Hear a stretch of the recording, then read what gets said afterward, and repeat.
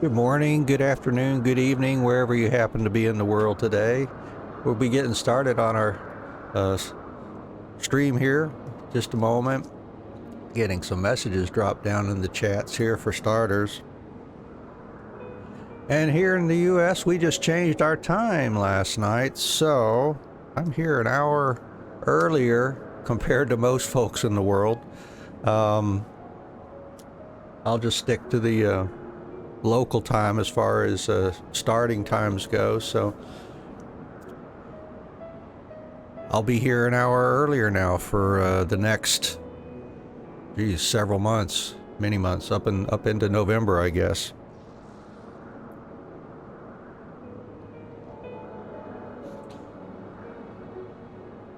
Anyways, glad to have you here. How's it going with you today? Anything special going on with you? Anything on your mind? Let us know down in the chat. We'd love to hear from you.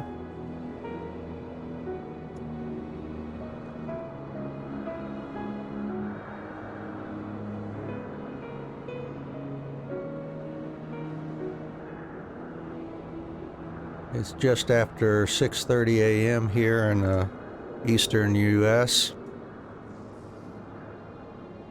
This time yesterday it'd be just after 5:30, so I am getting up a little bit earlier to do this now. All right, I think that should have everything going for the time being. All right, so we left off here at Zenith yesterday. We have to speak with Racefelger. We made our way across the churning mist zone. So we will go blow our horn, it looks like. The Moogles gave us this little horn yesterday, and we have to go blow it up on the top floor of Zenith.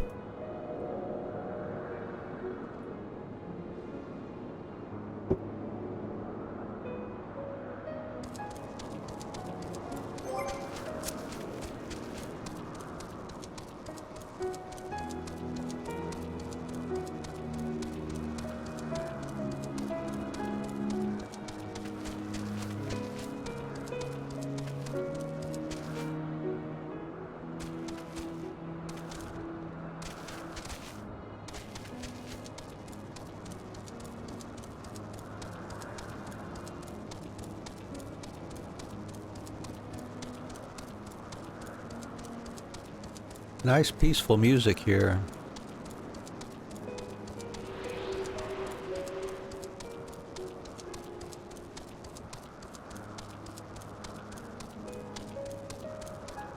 Good, another ether current for us as well.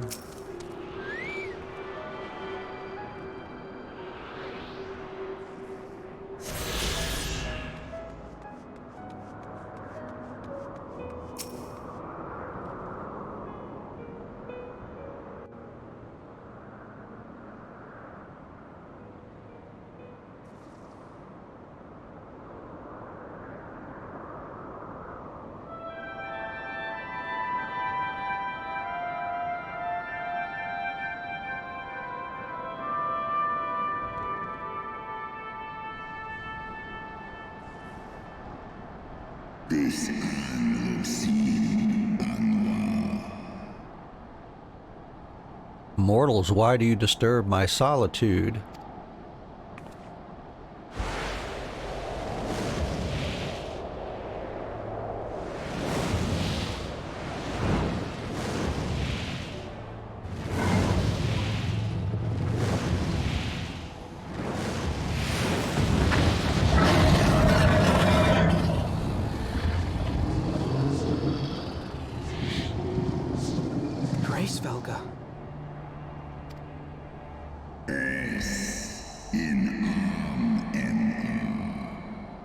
Thou speakest the name of a creature that but awaiteth the release of oblivion.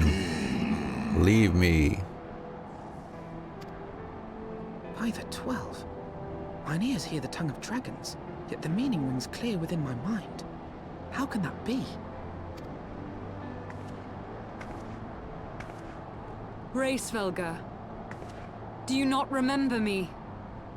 'Twas I whom you found in Dravania.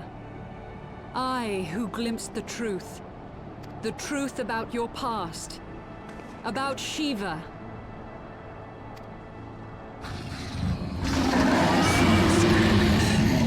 Do not speak her name, mortal. But speak it I must. I have summoned Shiva's soul from the beyond and offered myself as her vessel. She has made her heart known to me.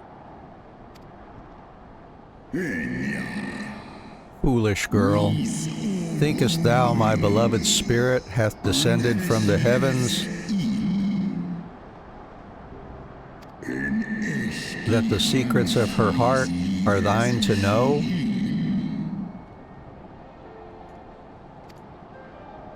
I have surrendered mine to her. Do you not see, my love?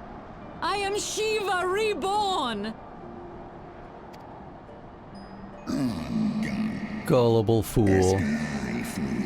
The light but illuminated the past for thee. It did not grant thee omniscience.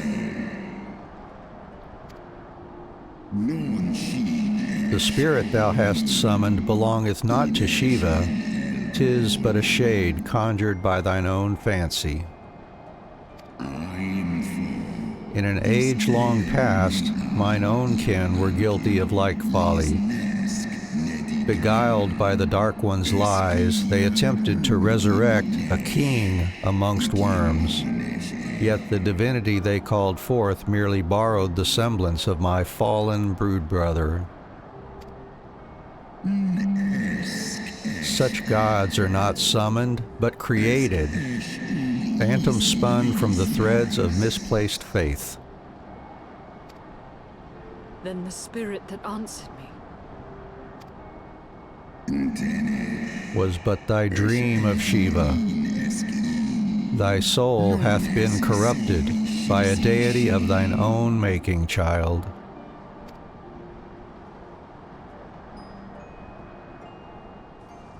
Oh, she looked devastated. Be that as it may, Lord Hraesvelgr, Izel's desire to heal the rift between man and dragon is real, and it has borne us this far. We would spare both our kind and yours the ravages of this senseless war. Pray join your voice to ours in a call for peace and forgiveness.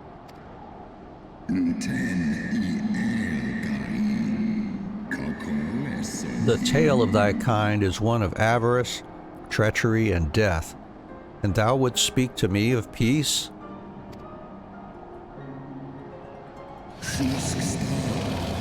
Hark thee, mortal, to the naked truth.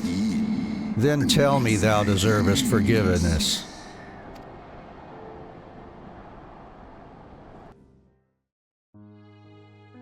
1,200 years ago, my beloved Shiva's sacrifice served to bring an end to the war twixt man and dragon, paving the way for an age of peace and cooperation. 2 centuries of harmony were to follow, during which time the Elezen learned much about us, not least that the eyes of a great worm are the wellspring of his strength.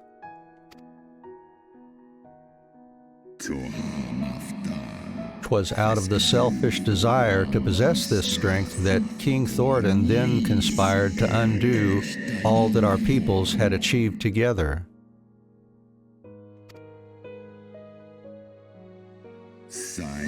With the aid of his leal knights, that most noble of Elezen lured my brood sister Ratatoskr into an ambush and took from her that which he craved.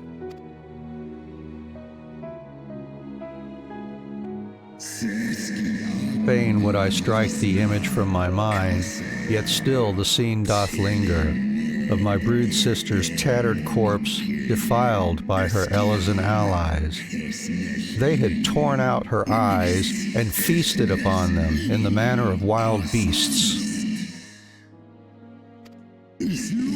Yet that was not all, for from their bloody banquet the fiends had gained strength beyond that of mortal men. Even now I labor to comprehend the enormity of their betrayal.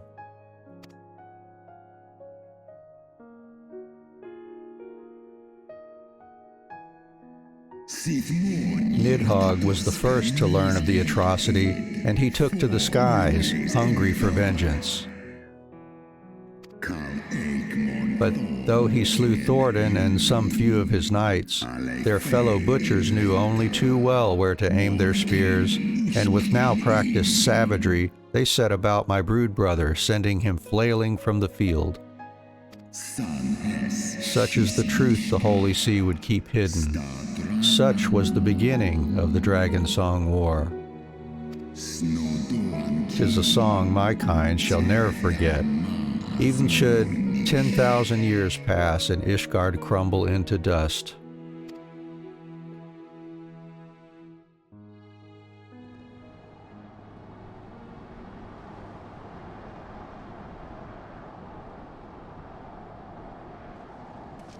Your tale bears scant resemblance to the one I was taught.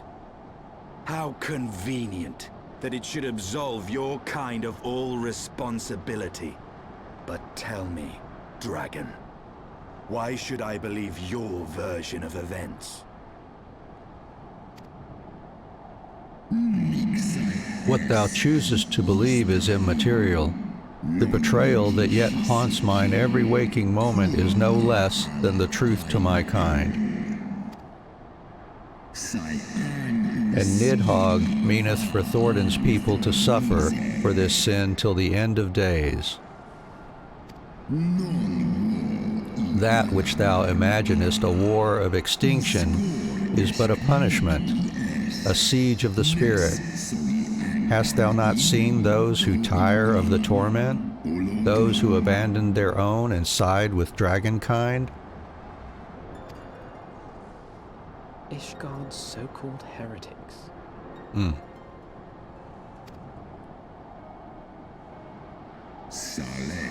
Know that all the traitor's progeny bear a trace of Radataskar's essence, but a single sip of our blood is enough to awaken it. Then, the seed lies within us.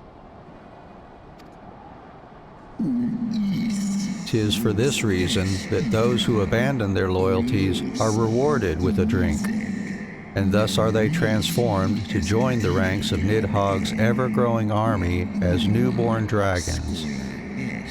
One by one, through death or defection, my brood brother shall account for all of the betrayer's children. Ye gods, I have borne witness to such a transformation. Looked on as a heretic assumed the shape of a dragon. I imagined it some manner of Dravanian enchantment.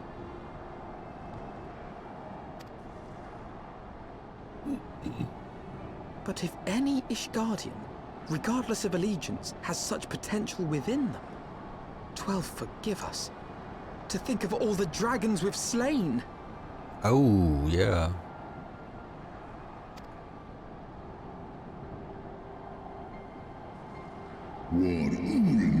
There will always be some, of course, who choose to fight until the bitter end, like thee, Dragoon.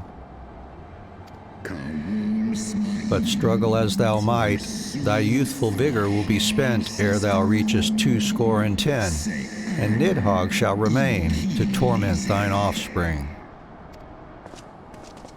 Oft have I wondered why Nidhogg did not simply raze Ishgard to the ground. Now I have my answer. He has no intention of winning the Dragonsong War, for it is no war at all, but vengeance. An eternal requiem sung for his murdered sister. Thou hast the right of it, Dragon Slayer. Comprehendest thou now the futility of thy quest? I have not come this far only to admit defeat. We can still return the eye to Nidhogg and beg forgiveness for our ancestors' crimes. Mayhap our words will sway him. Stubborn child, thou thinkest in mortal terms. Our perception of time is too broad for thee to grasp. 'Tis a simple matter for thee to offer thine apologies. Thou didst not perpetrate the crime. despite thy visions, the deeds of history seem distant to thee.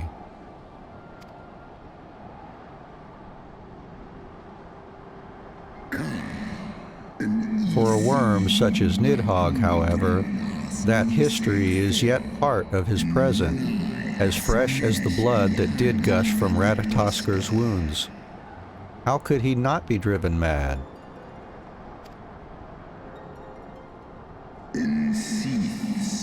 "'Tis only by the calming embrace of Shiva's soul that mine own fury hath not consumed me. But let us speak no more of what is done. My faith in your kind is spent, and I would be alone."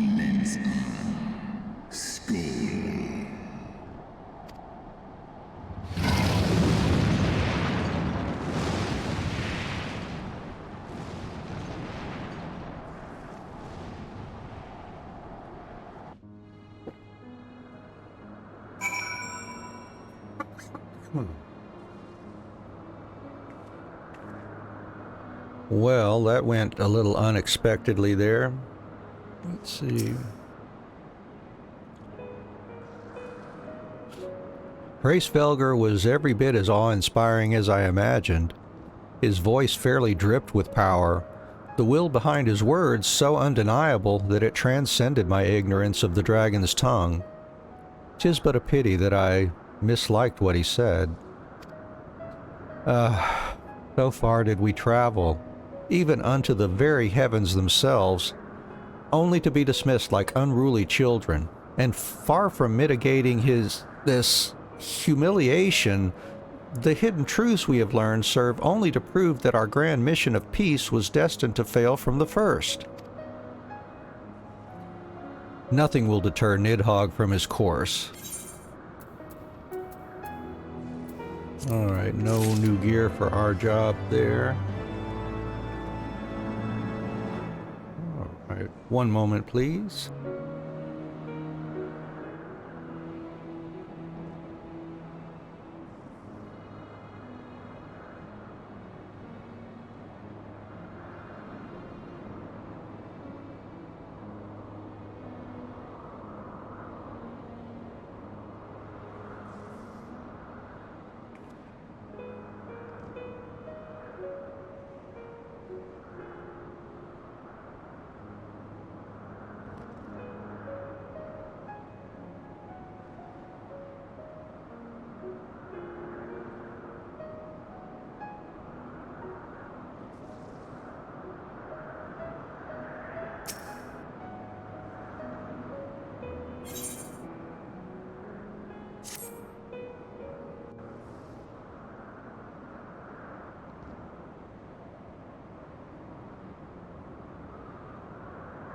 Well, what do you propose we do now?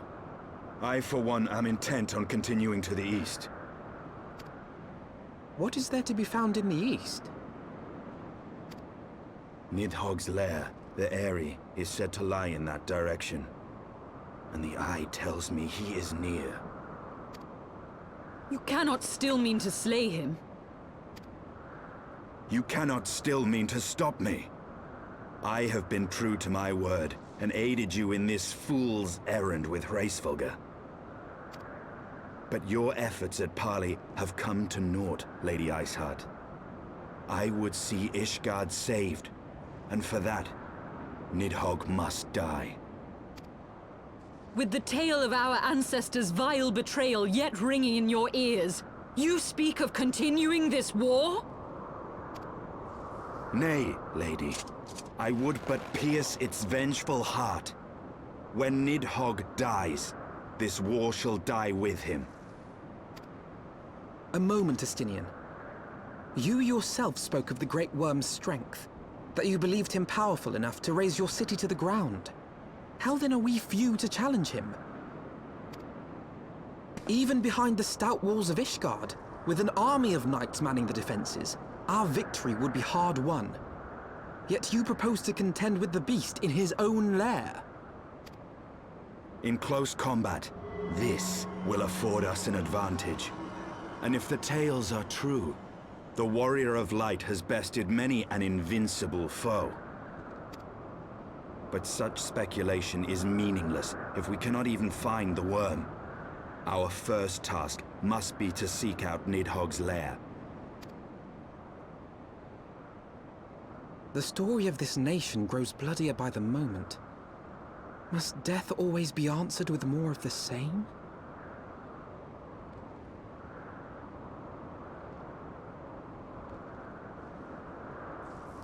Yeah, good question, Alphino. Such is the way of things, I fear. I shall consider it a miracle if mine armor is not stained crimson ere this conflict is ended.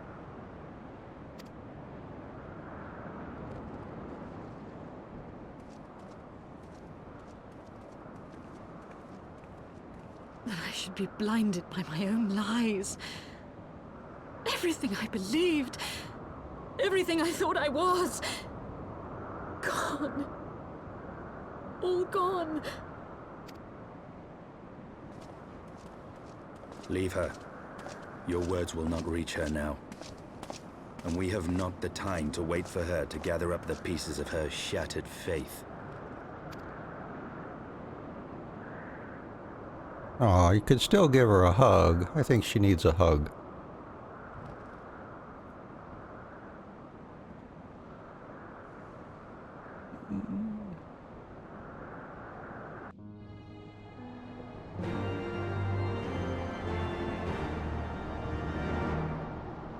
All right, so let's see. Defeat enemies as we search for the Airy.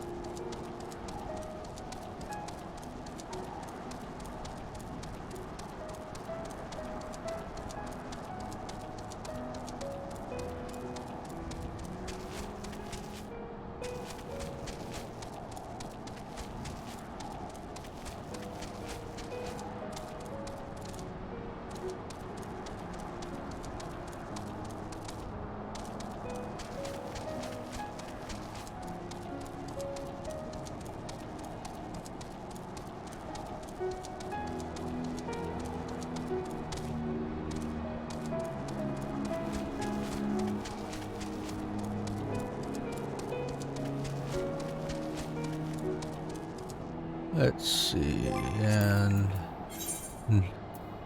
waiting to inhale is up here. Oops, what happened? Controller's flaking out here. All right, let's reset the controller before we continue on here.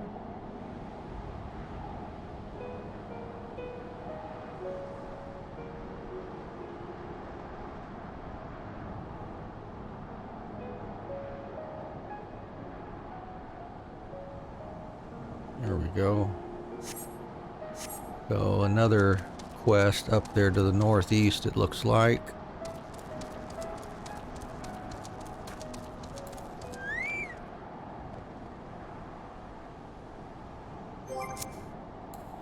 Come on, bird.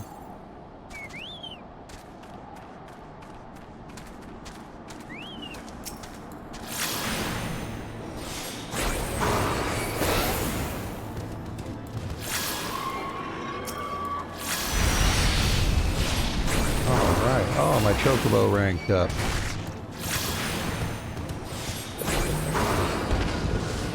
All right, that's great. All right, so let's continue on the path to becoming Master Healer Chocobo here.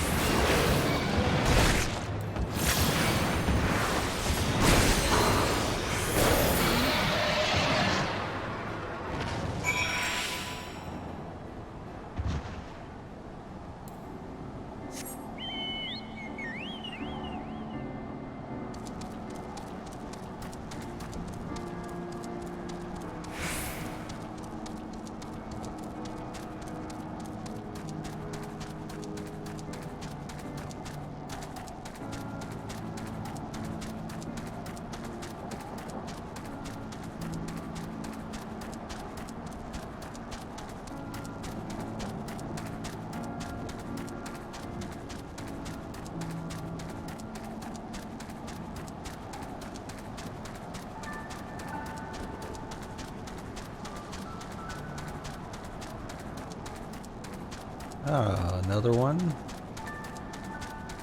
Ether currents, ether currents.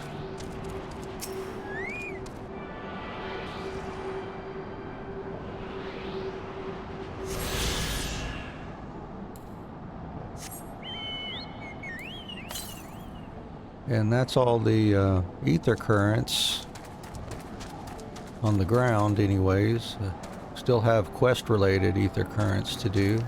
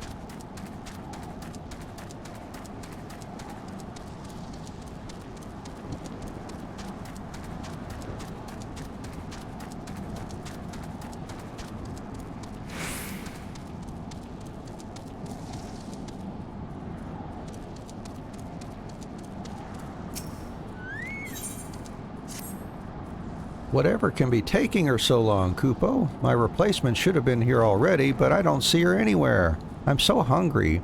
I wager she went home on account of those troublesome Tulahans that are flapping about. If you slay 4 of them, that should secure a safe path, giving my replacement no excuse. Please, my stomach begs you, Kupo. Alright. Let's knock out 4 of these things.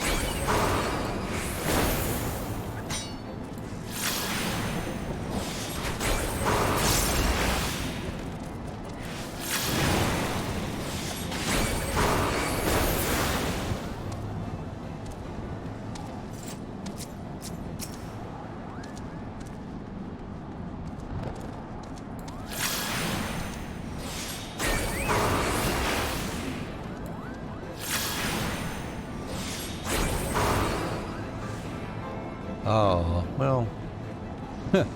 Alright, pulled him too far away. That's alright. We'll just redo it, do it again.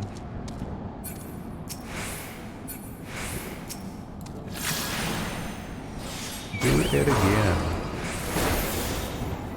Oh, what's he going? He's going after that one. Alright, Chocobo, you go fight that one and get your ass kicked.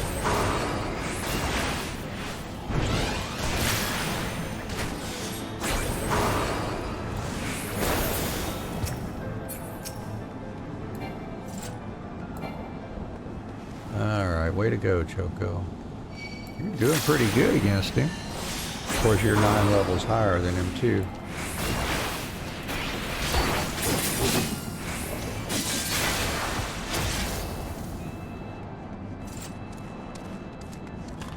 Alright, one more.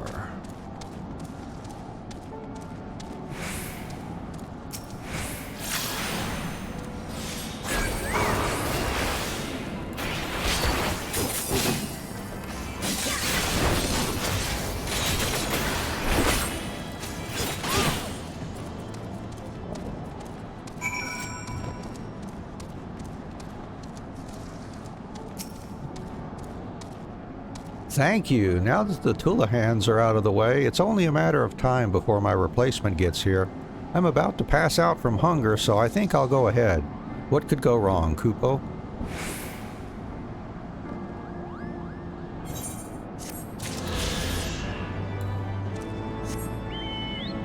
Alright, and Estinian's right over here.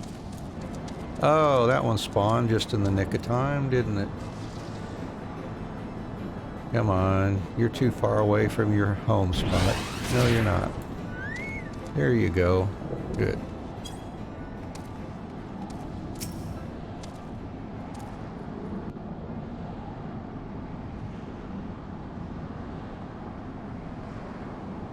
Is that it?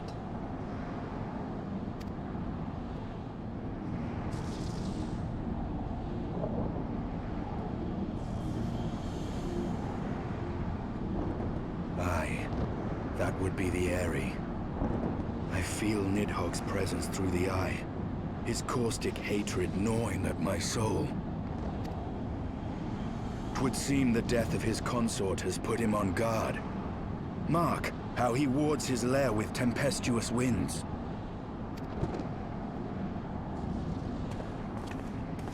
A similar barrier once barred our entrance to the primal Garuda's domain, until we discovered the means by which it could be penetrated.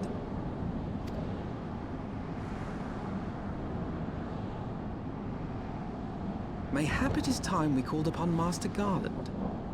It will be just like the good old days, no?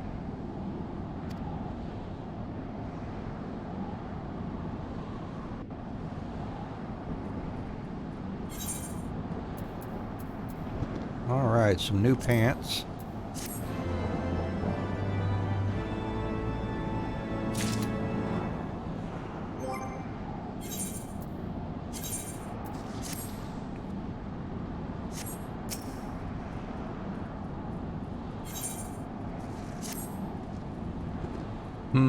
A force of sufficient power to break through a primal's defenses might conceivably grant us access to the Eyrie. And I can offer no better solution. Pray, consult this engineer friend of yours. Very well, on the condition that you swear not to lure Nidhogg from his lair in our absence. And steal all the glory for myself, you mean? Nay, I am not so selfish as that. Contact me by link pearl when your preparations are complete, and we shall set forth from Ishgard together. I suggest we rendezvous back at St. Renet's Forum, and, from what I gleaned of the Holy See's decidedly ambitious airship project, Cid will still be in Ishgard.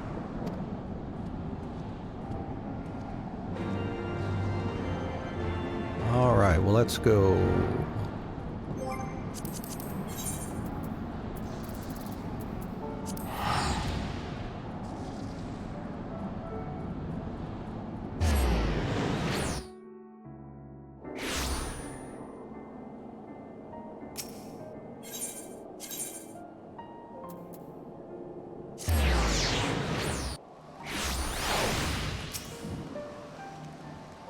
When last you saw Master Garland, he was advising the Ishgardians on their ailing airship, correct? In that case, he might still be at Camp Cloudtop. Failing that, we could try the airship landing, or mayhap even the Skysteel Manufactory, but let us not waste time searching aimlessly. Someone in the city is sure to know where to find him. The question is, who? Sir Aymeric would seem the obvious choice, but there is no guaranteeing he will be able to grant us an audience at short notice. Ah, I have it. Count Edmund's youngest son prides himself on knowing all the Holy See's juiciest rumors. Let us return to the manor and see if Lord Emanalain is about.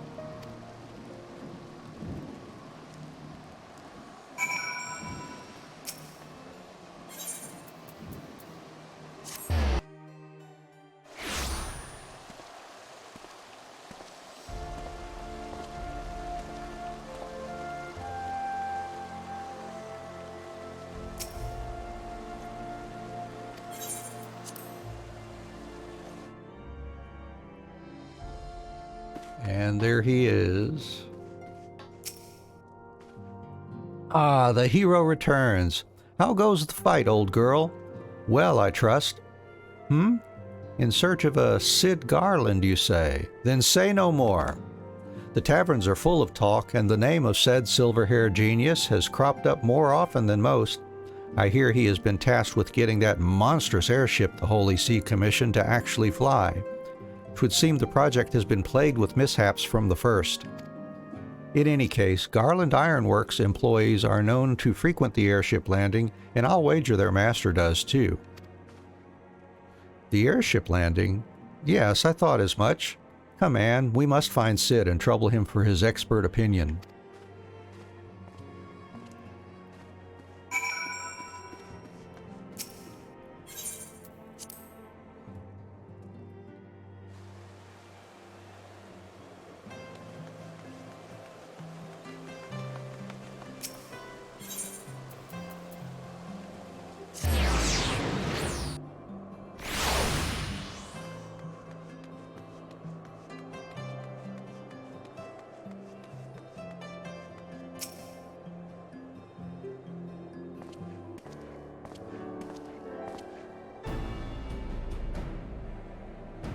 Anne, Alphino, how fare you both?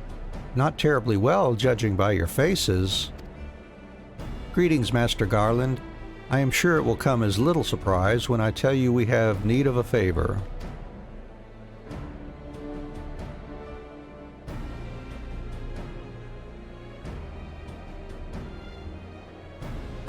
Another wind barrier? And you say it was conjured by Nidhog? The Enterprise could certainly take you where you need to go, but she would not fare well against dragons. She's agile for a ship her size, but not that agile. The Dravanians would fly rings around her. And if they took it into their heads to incinerate the rigging, there would be precious little we could do to avoid them. But there must be something we can do, some manner of weapon we could employ. Justinian stands vigil at the edge of the churning mists, but we do not know how much longer. All right. I didn't say it was impossible. I said it was impossible for the Enterprise. We need a smaller boat. Biggs, Wedge, it's time we gave the new toy of yours a proper field test.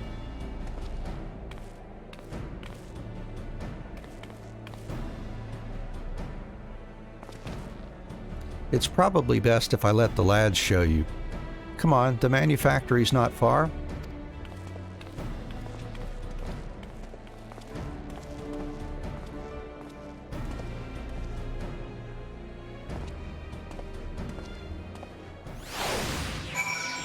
All right.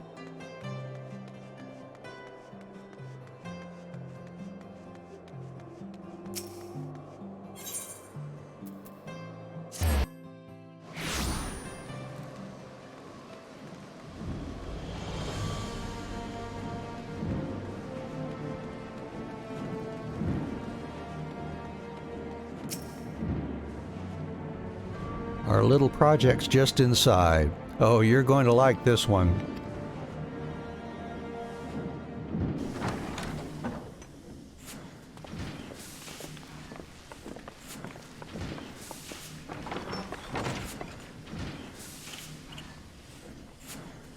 Feast your eyes upon our latest and greatest feat of engineering. We call it a mana cutter.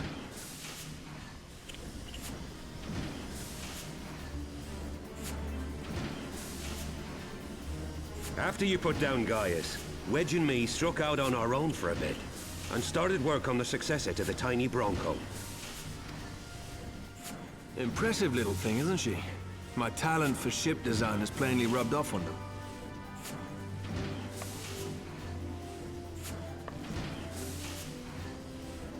They've adapted the principles of corrupted crystal technology and constructed a mechanism which converts ether from its surroundings into elemental wind. Said wind is then harnessed by the specially engineered sails, providing the craft with propulsion and lift. All in all, a most elegant solution. Well, Sid sounds so much younger in this expansion. I'm actually a little upset that I didn't think of it myself. The design does, however, come with one small flaw. The energy conversion ratio's bloody awful. To generate enough power to get you off the ground, you need to be in an area awash with predominantly wind-aspected ether. In other words, there are a few places you can fly, lots of places you can't. The new Ishgardian airship hasn't left the boys much time for tinkering, meaning it may be a while before this particular project takes off. If you'll forgive the pun.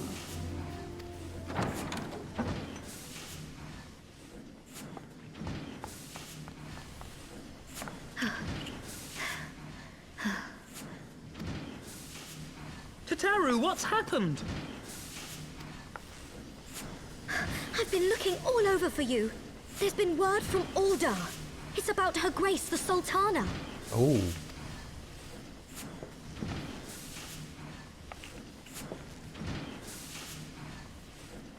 It seems you're required elsewhere. Leave the mana cutter with us. We'll see that she's airworthy and suitably equipped to slice through those winds.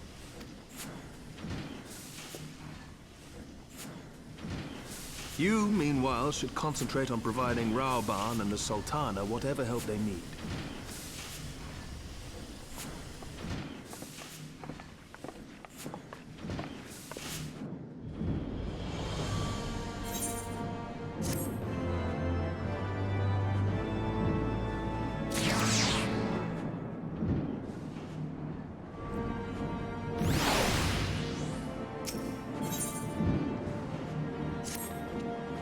General Ralban says they may have uncovered the Sultana's whereabouts. And he wants you, by which I mean both of you, to go to the Waking Sands right away and help with the investigation. Come on, Anne. Pressing though Ishgard's plight may be, our presence here will not serve to hasten the Mana Cutter's completion. Let us return to the troubled lands of Thanalan and lend what aid we may. Tataru, have our friends at the congregation send a message to Estinian. Tell him we have identified a solution to our problem, but that it will take some time to prepare. As you wish, Master Alpino. To the Waking Sands, Warrior of Light. 'Tis past time Ul'dah was delivered from this darkness.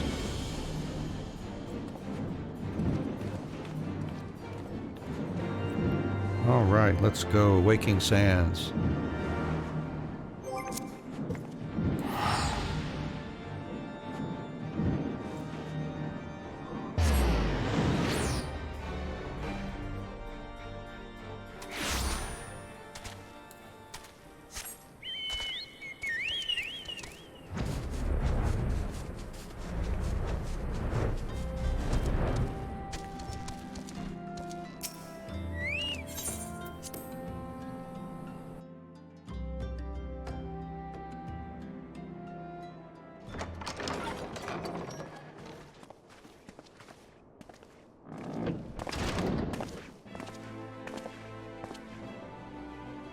Thank you for coming.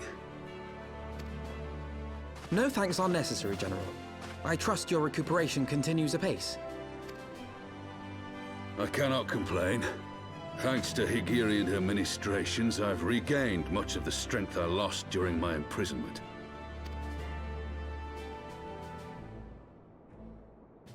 I gather you have made progress in the search for Her Grace. Aye, some good fortune at last.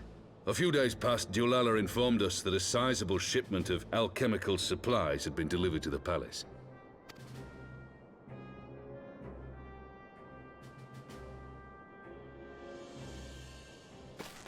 With Papa Shan's assistance, I set out to ascertain the source and nature of the shipment. My inquiries led me to Frondale's frontistery. There, I learned that an order had been placed for a curious substance designed to sustain patients trapped in death-like slumber. An invention of the former head alchemist, apparently. A death-like slumber?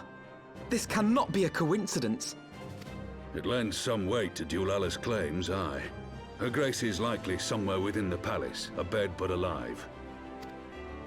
Before making any attempt to extricate the Sultana, however, it seemed prudent to learn what manner of substance was used to induce her torpor.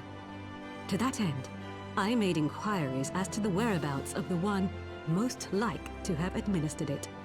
The lady-in-waiting, Meriel. We sent for you as soon as we learned of her location. All that remains is to apprehend the woman. We shall find our cat's paw in the Silver Bazaar. But we must tread carefully.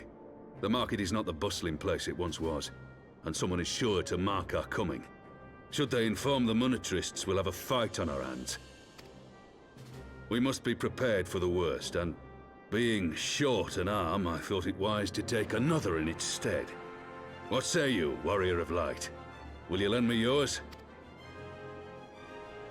Yes, indeed. Then I pity the bastard that stands in our way.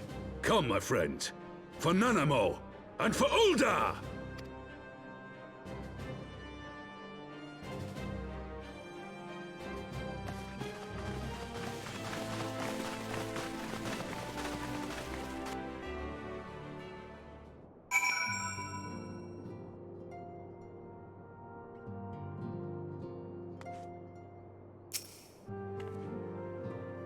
Our target is Meriel, the Sultana's former lady-in-waiting. a woman of Midlander heritage. I am told the two of you have met. Our sources indicate that she left the palace shortly after the incident and quietly rejoined the dwindling population of the Silver Bazaar. I suggest we begin by questioning the market's residents and confirm that Marielle is still hiding there.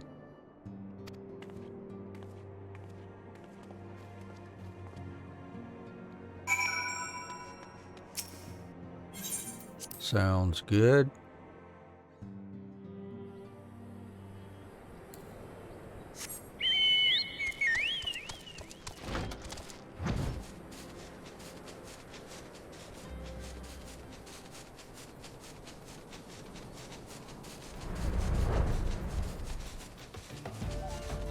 Go question us some residents then.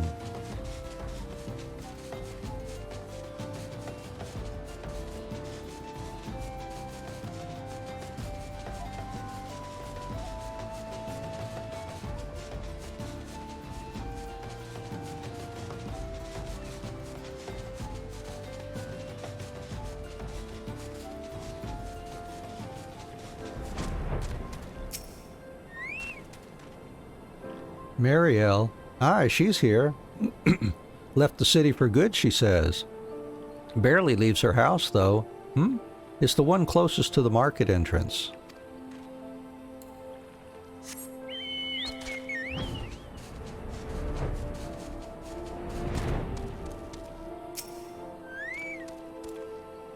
And what brings you to our lonely little hamlet? I believe the arrival of your entourage just about doubled our population. Looking for Mariel, you say? If you're hoping to lure her back to Ul'dah, you may as well give up now. The girl's done with city life.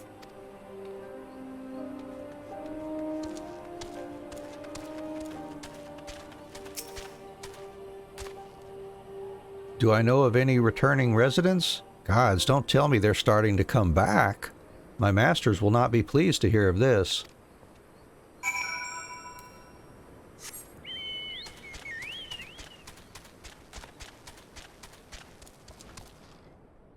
Hello.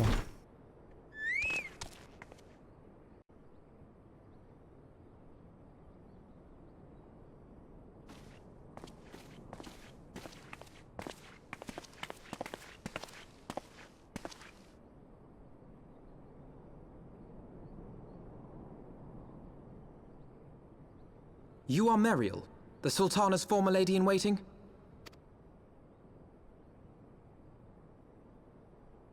I know no one of that name. Pray excuse me.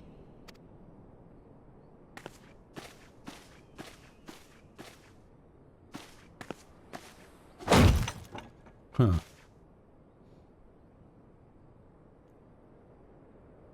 General Alden.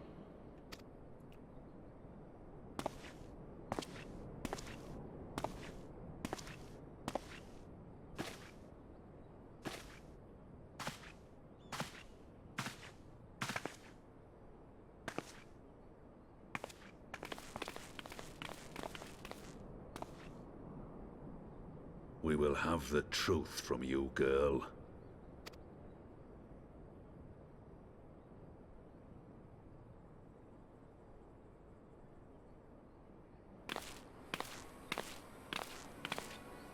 Mayhap it would be better coming from me.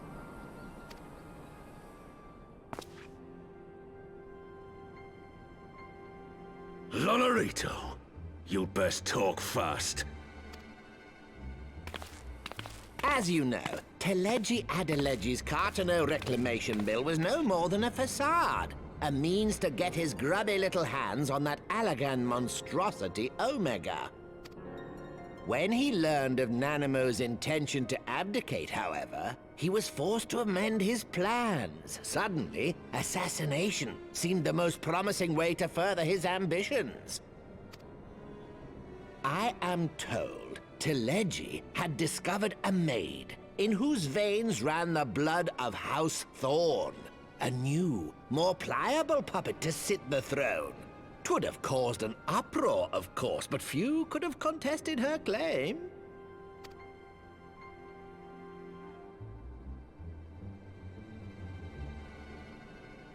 'Twas plain that Telegi's wild machinations had outgrown our ability to control them. So I decided to usurp his scheme and left the fool to seal his own demise. And what of Nanamo? Oh, I have no desire to harm her grace. 'Twould profit me little to destabilize our government. Thus did I employ young Mariel here to administer a potent sleeping potion in place of a poison.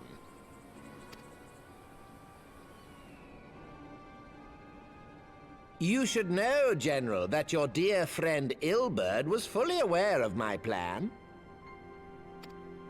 I had him lie about the assassination as a means to prime your rage against Telegi. We weren't entirely sure how you would react, but things went rather better than expected. Oh yeah, and caused him to lose an arm. You conniving little worm! You had your claws in the Crystal Braves before their first recruit had sworn to serve! But of course, when a new game begins, 'tis only prudent to have a piece on the board. Ilberd was mine. Truth be told, a significant proportion of the Braves' initial endowment was also mine. With such large sums moving about, 'twas a rather trifling matter to disguise my own contribution.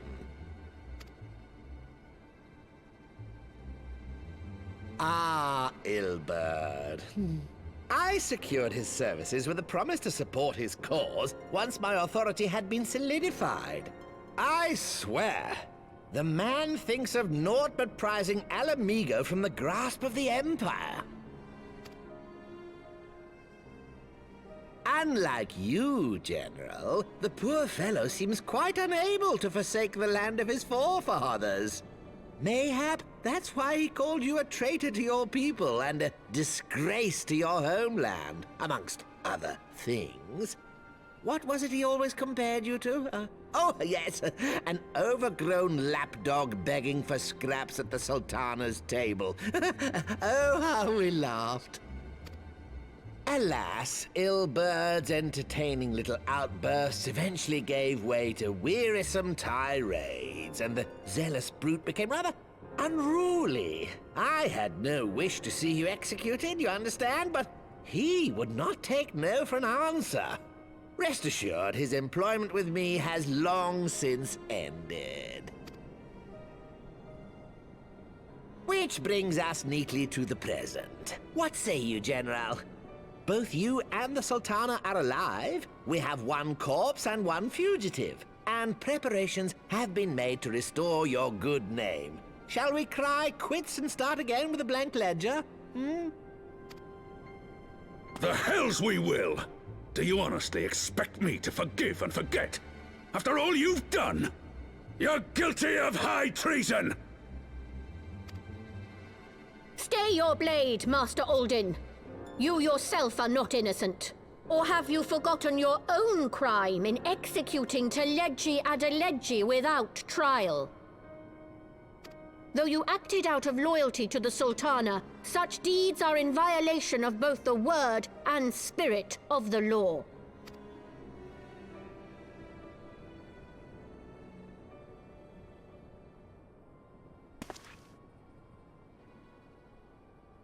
If you would, Lord Lolorito?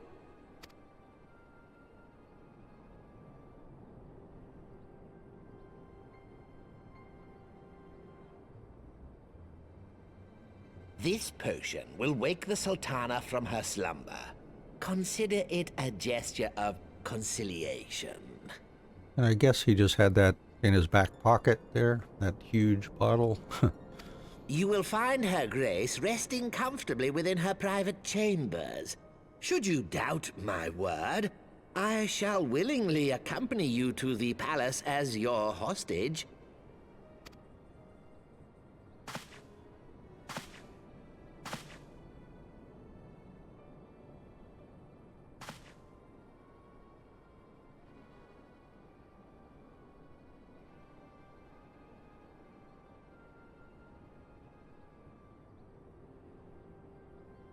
I like not your motives, Lolorito. But you saved the Sultana's life, and for that, you have my gratitude.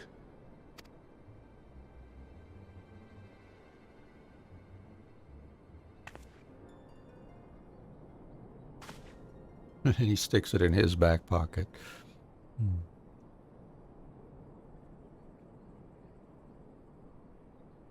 Rauban Aldin, you are hereby reinstated as General of the Immortal Flames. The citizens of Ul'dah shall once more be united under Nanamo Ul'Namo, and together we shall usher in a new age of prosperity.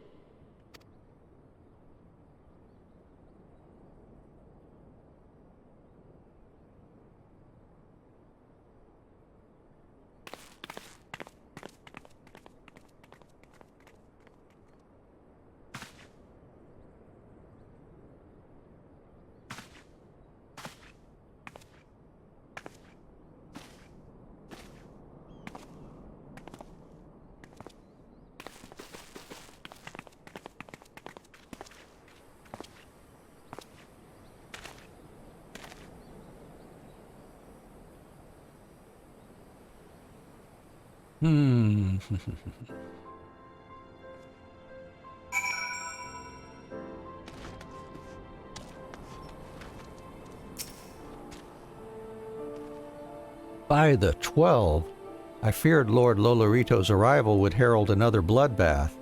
Little did I suspect that he, of all people, would gift us the means to rouse the Sultana.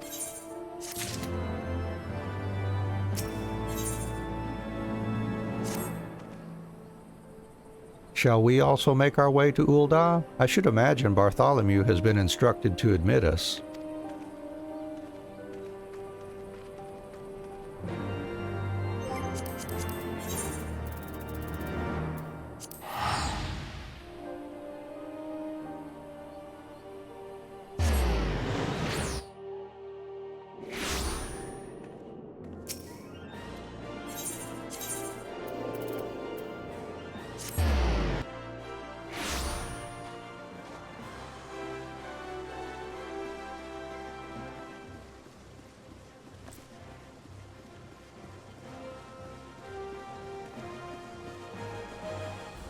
Alright, let's go see what's going on here.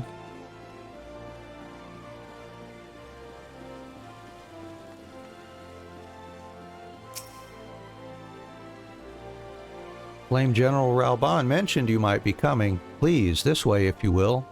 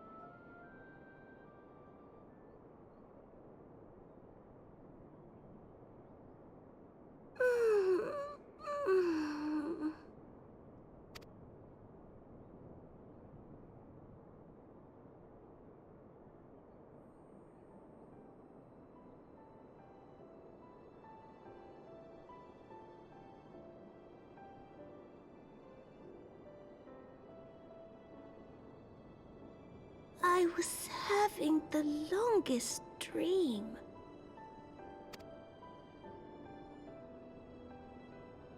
"'Tis time to wake up, Your Grace. Another day begins in Thanalan, and the sun blazes bright upon the sands.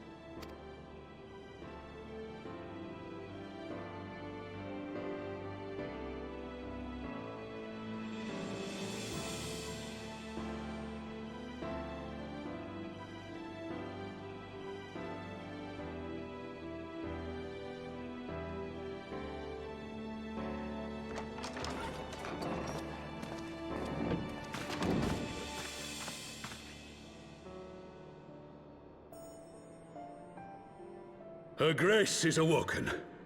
The palace physician assures me she's none the worse for her slumber.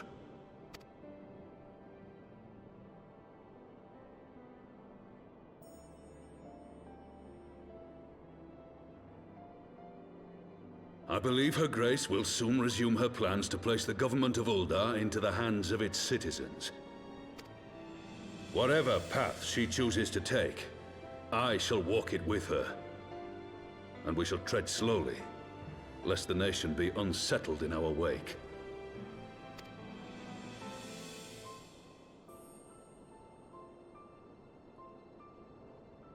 Her Grace's compassion is a shining beacon to us all. But what our city truly thrives upon is competition.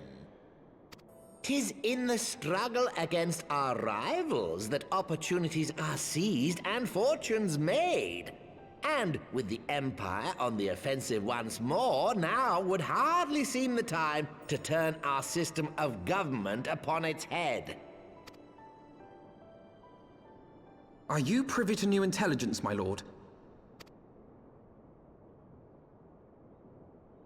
I would hardly call it new. Remind me, what was the name of that enormous Imperial warship which met its end in Mordona? Oh, wait, I have it. The Agrias. Yes, well, 'twould appear that the Garleans have been hard at work on another such vessel. How close are they to completing this ship? Is it operational? Its maiden flight was a success, I hear. I should imagine Emperor Varys is eager to see how it performs in battle. My lords and ladies, I move that it is time to repair the damage caused by Teleji Adeleji and prepare our great nation to repel the Empire once more.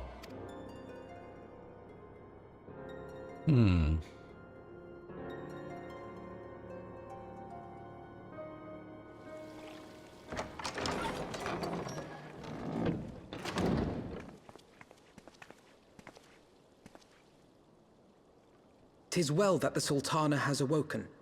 The Syndicate yet needs to put its house in order, but 'twould seem the worst of the confusion has passed. Uldar has taken control of its future, and I must do the same.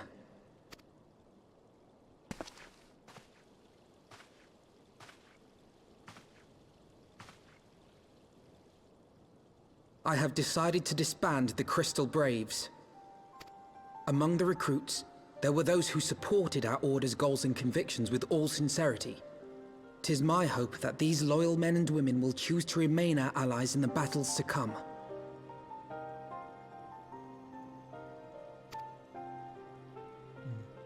As for those who sided with the traitor, Ilberd, they shall be hunted down and held to account for their crimes. It is my earnest hope that they will surrender themselves peaceably when the time comes, though I think it unlikely. Ah, my all-conquering Crystal Braves. The model army meant to pave the way for a single unified Grand Company of Eorzea. That so high an ideal should be brought so low. I need not tell you how deeply the betrayal stung me. Yet I see now that it was mine own naivety and pride which allowed the Braves to fall prey to corruption.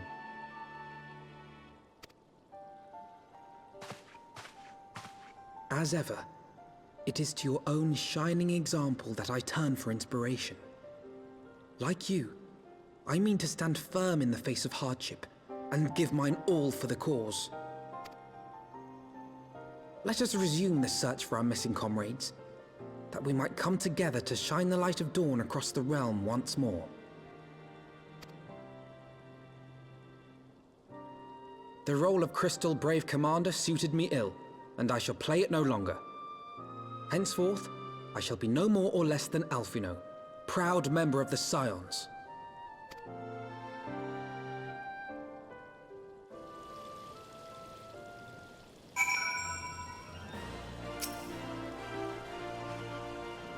I blush to speak thus of mine inner turmoil, but the fact remains, there is no woman alive in whom I would rather confide. Were it not for your shining example, I might never have emerged from beneath the pall of my despair.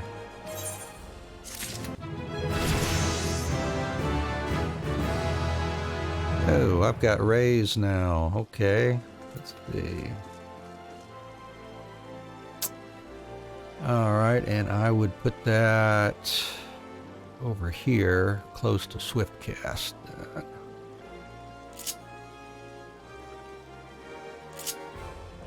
Alright. Let's see, we'll put it, I don't know, let's try there for now.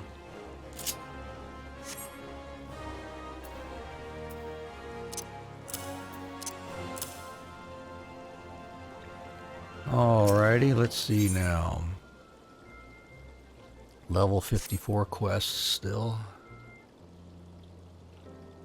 Still no word from Master Garland.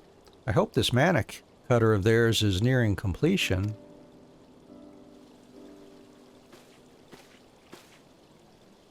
I am assured that Her Grace will make a full recovery.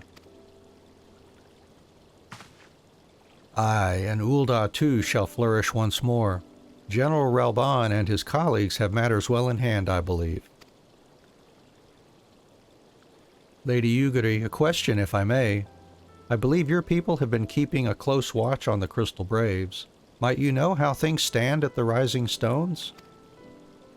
Ah, yes, of course. You will be pleased to know that the 3rd Unit Braves abandoned Revenant's Toll when they learned of Captain Ilberd's defeat. The only blue uniforms to be seen there now are those worn by soldiers loyal to you, Master Alphino. To me, I see. I am grateful to hear that at least some of our members were true to their oaths. Ere we return to Ishgard, I must go to the Rising Stones and thank these stalwarts for their service. It shall be my final act as Crystal Brave Commander. Will you join me, Anne? You were there at the company's inception. 'Tis only fitting that you be present at its end. And I would appreciate the support.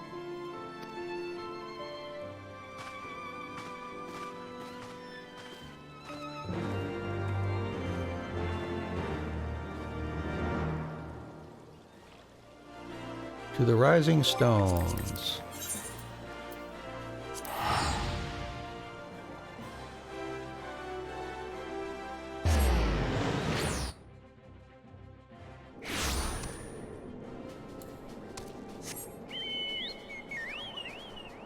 Alright, I need to take just a brief intermission here. It'll take just a few minutes and be right back. So hang in there. We're not going to leave you stranded here.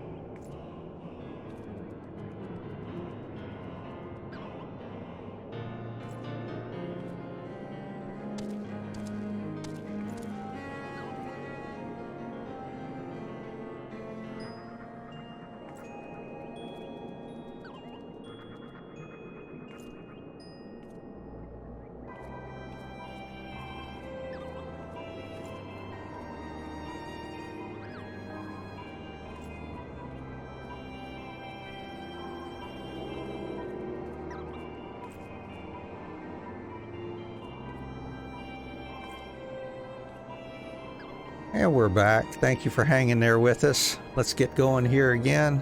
Got to enter the Rising Stones. Pardon the bird here, folks. Coming in to ride into the stones. So if you're just joining us, welcome. We're happy to have you here. How are you doing, by the way? Drop us a note down in the chat if you would. Got any comments or suggestions? We'd love to hear those too. Commander, you're alive.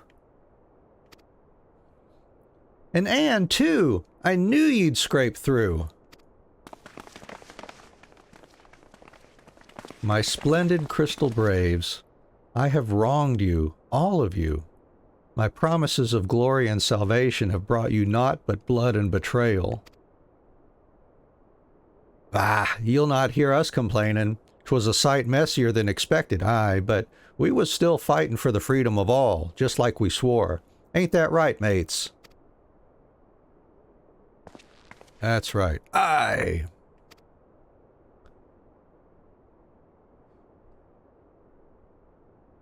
You humble me. I am truly blessed to have such steadfast comrades. It is with the most profound regret, then, that I must... That's enough of that, Commander. We know what you've a mind to say, and we ain't having none of it. We've talked it over, see, and we're all agreed. You can take our uniforms and strip us of our ranks, but we won't be no less of a company.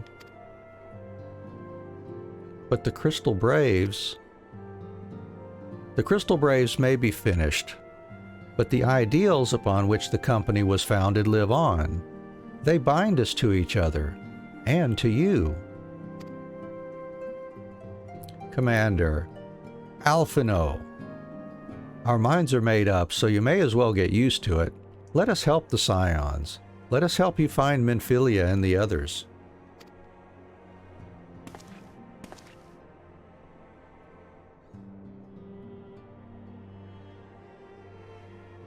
My friends, after all that has happened, I know not what to say.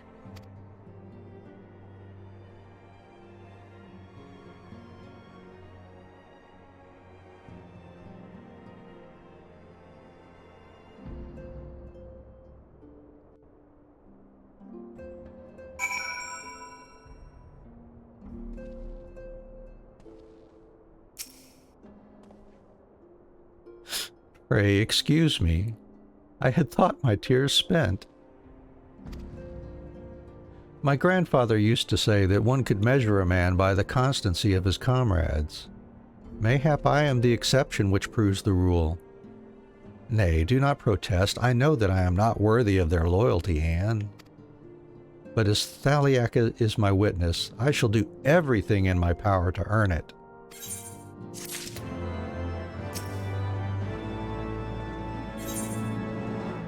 Level 55 now. I must speak of the future plans with the remaining Braves.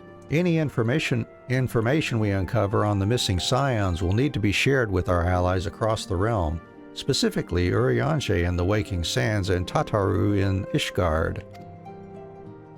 While we are organizing our various channels of communication, I would ask that you call upon Master Garland at the manufactory. I will join you in Ishgard as soon as I am able. Right. Back to Ishgard.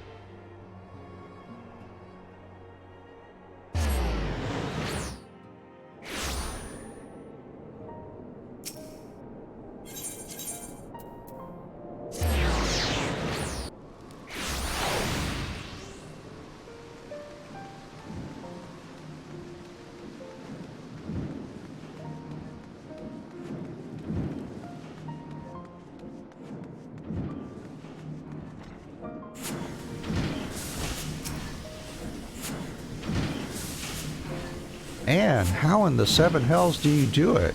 I was just about to send for you. We have but this moment completed the Mana Cutter's first successful test flight. A few minor adjustments and she'll be ready to go.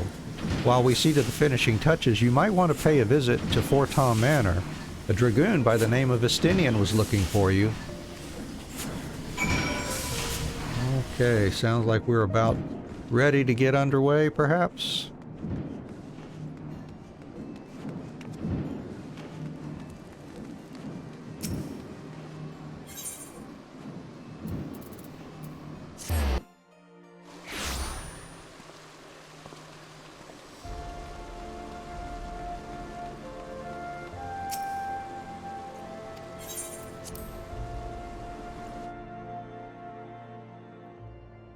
There he is. You have fulfilled your obligations to the Uldans then. Mistress Tataru has been keeping me apprised of the situation. Once I learned that these mana cutters of Master Garland's were nearing completion, I saw no reason to tarry in the mists. For the present, Nidhogg seems content to remain in the Eyrie, plotting his revenge. Might not this be an apt moment to unfold our plans to Sir Aymeric? I think we have kept him in the dark long enough. Alright, well let's go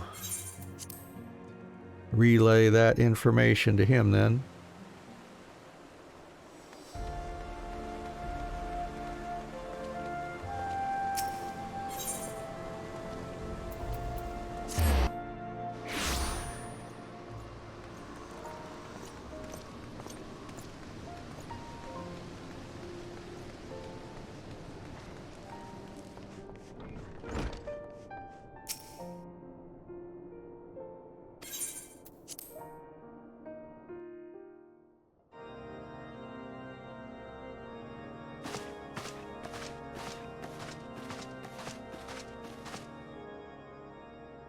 All stands ready, Lord Commander.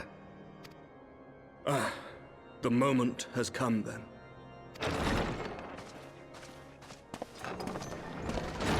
Pray excuse my lateness. I paid a brief visit to the workshop to inquire about the mana cutters. The engineers assure me that they're ready.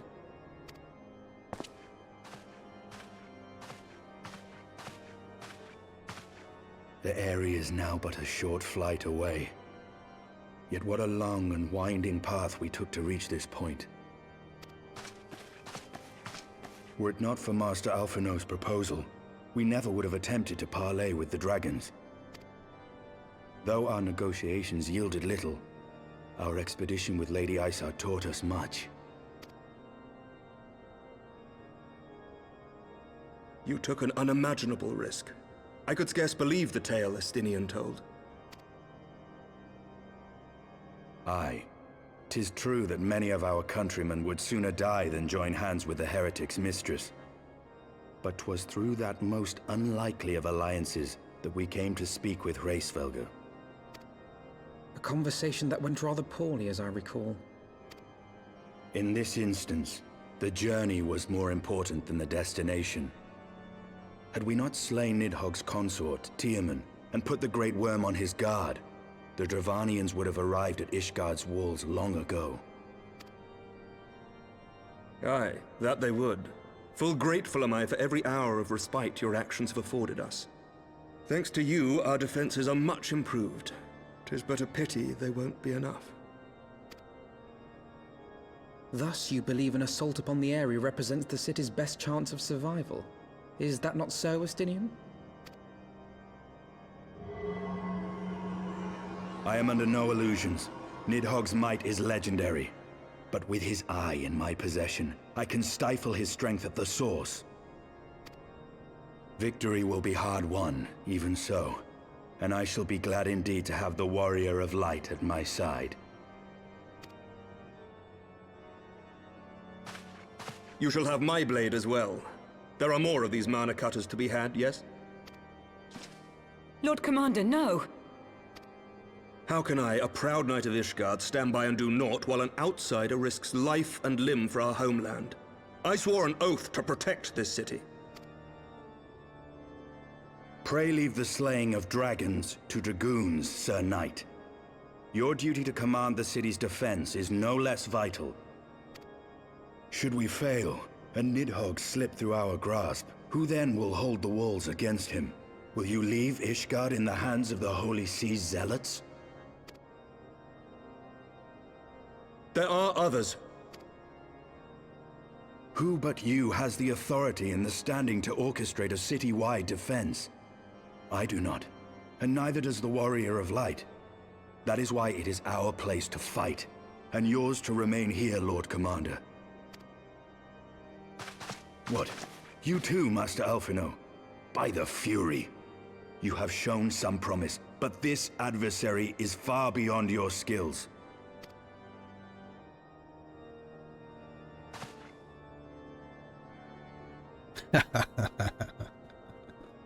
Your candor is appreciated, Sir Dragoon. I shall remain then and cheer you from afar.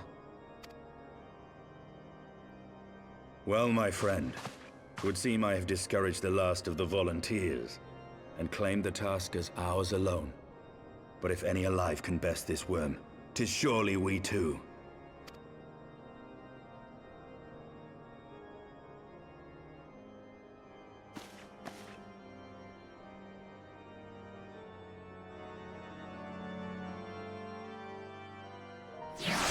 Well, maybe we two plus two more, right? I'm sure this has to be a four-person job, Estinian. I have pricked Master Alphino's pride, I fear. But had I been less forceful, the boy would have insisted on accompanying us to the Eyrie. Do not think me blind to his talent. With a few more campaigns under his belt, I have no doubt that Alphino will make a fine field commander.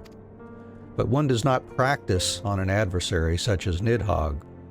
We shall be hard-pressed enough without the added worry of carrying a novice.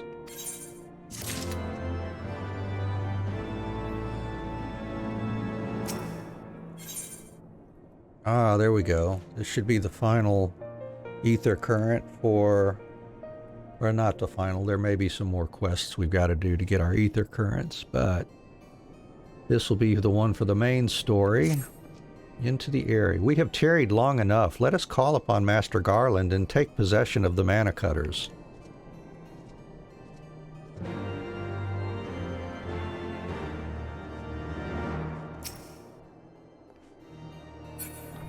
Hey, there's old firm Albert again.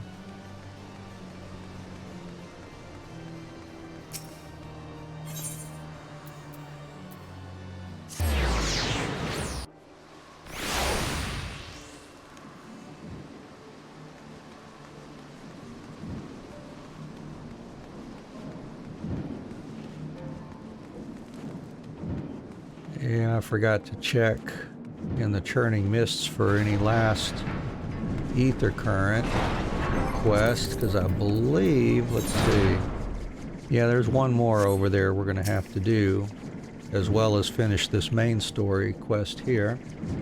And, old friend, the cutters are ready when you are. The finer adjustments cost us a few sleepless nights, but we got there in the end, which means you can get where you need to go. I tell you, these little beauties will tear through that wind barrier like a cermet drill through cottage cheese. And that, my friends, is a Garland Ironworks guarantee. You have our thanks. Come, Warrior of Light, the dread worm awaits.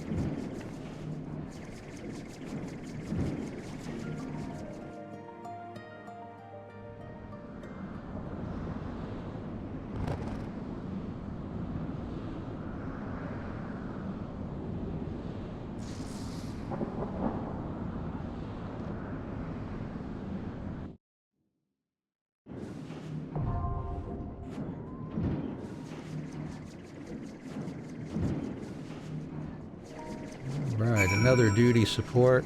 Let's head over to Zenith here. Before we jump into that.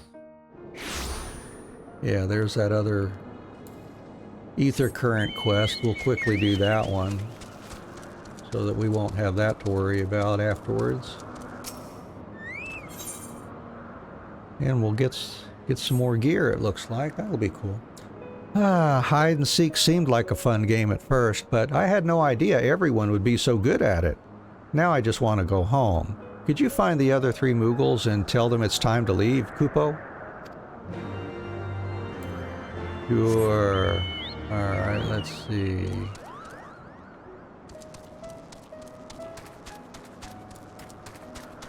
Oh, there's one up there.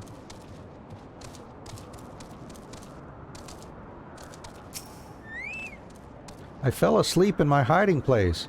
I think I'll return to my comfy bed.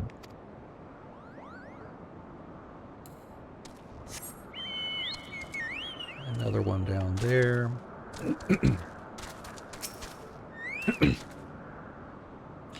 I can't believe you found me. I'll find an even better hiding spot next time, Kupo. And the last one up there. Let's see.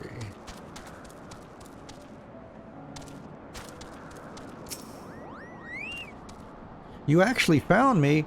Aw, well, I suppose it's time to go home, Kupo.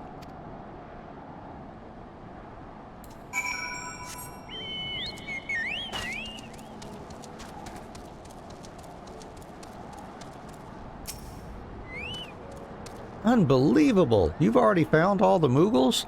Finally, we can go home. I've never seen such skillful seeking in my life, Kupo. Sorry to make you find everyone. We usually don't hide this well. You'll be the first one we invite to our next game. Oh, that's an earring. We won't need that. We won't need it because this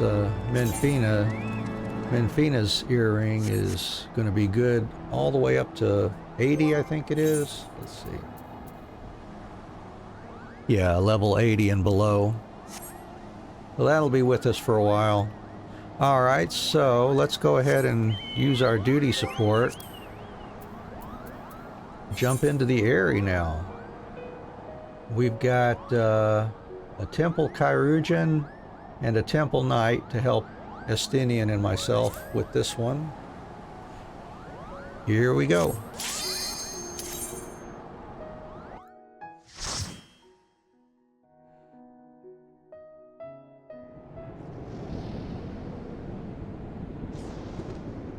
And please feel free to comment. If you've got suggestions or just anything you care to say, by all means, let us know. We're here to chat with you while we play today.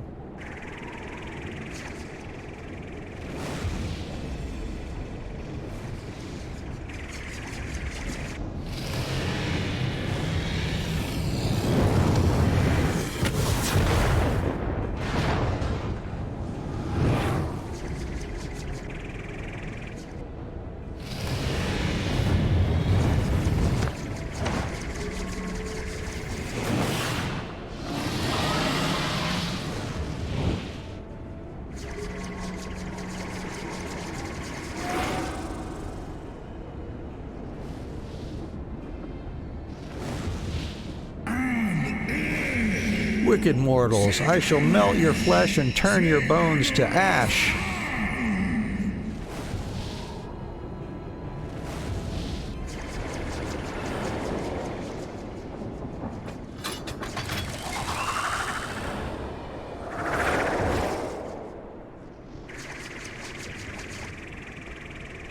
Those seats look comfy.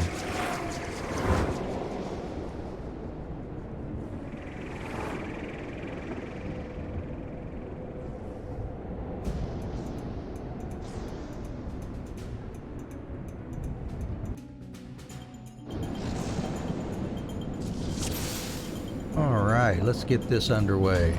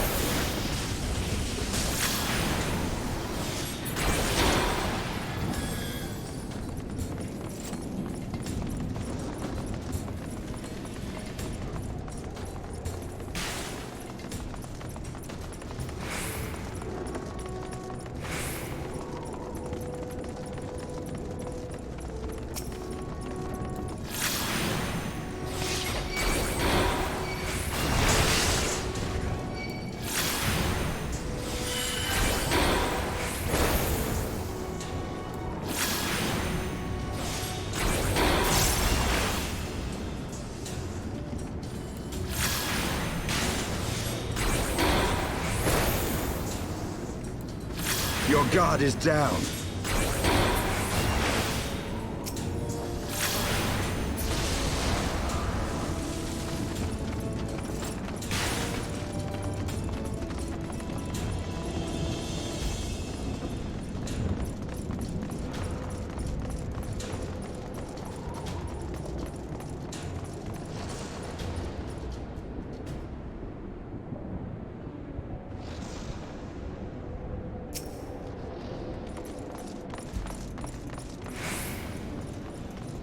Go, Temple Knight, go.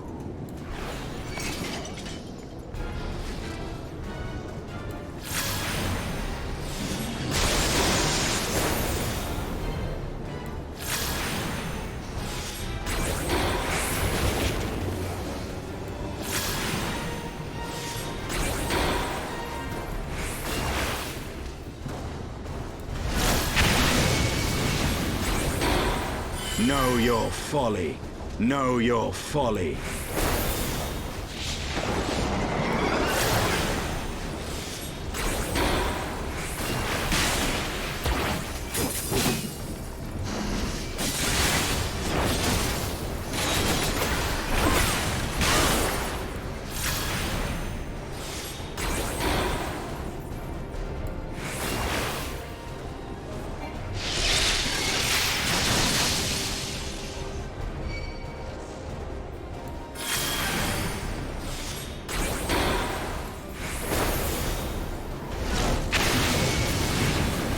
Yeah, okay. I need to get inside there when he does that. Okay. Whoops, what do we got here?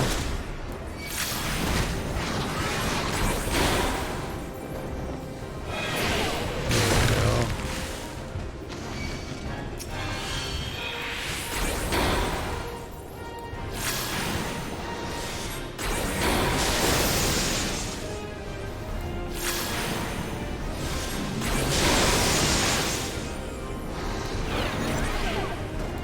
Know your folly.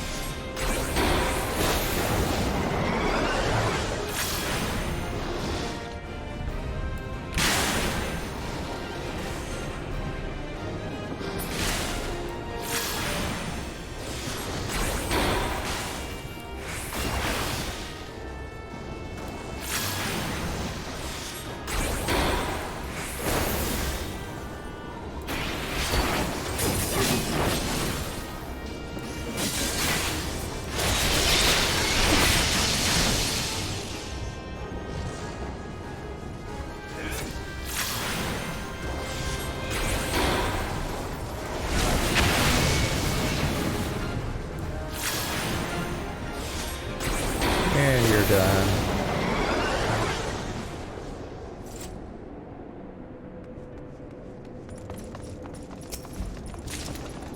A bracelet of healing. Yeah.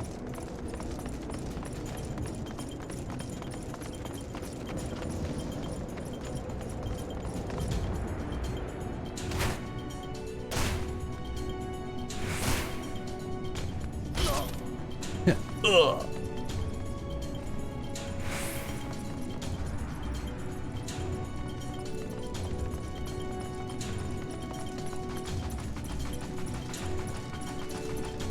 Hello, terrible dragon.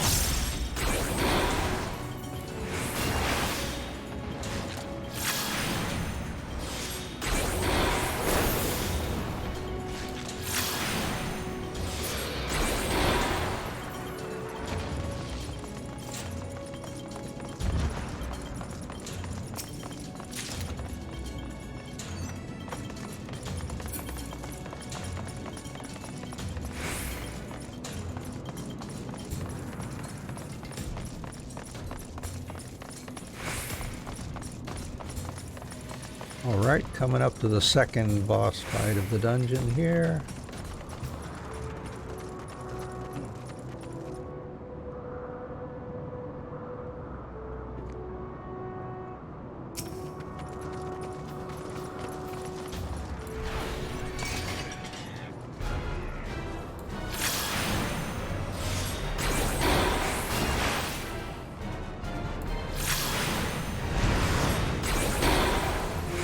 I will end your struggles! Alright, use I will end your struggles!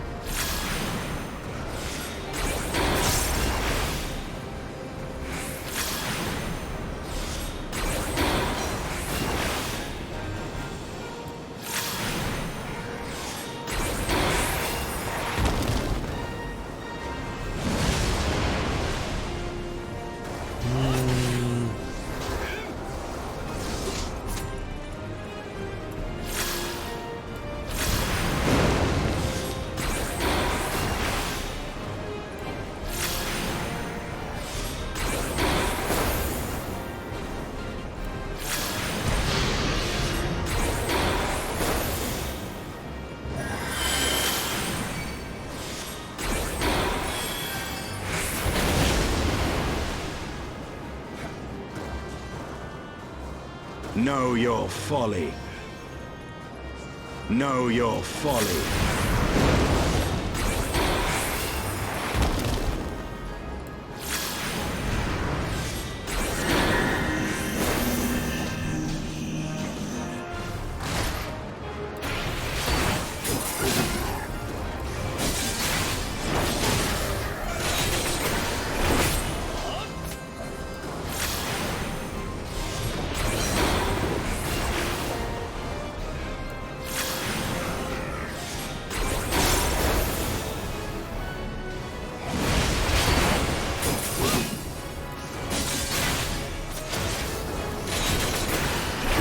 Got him.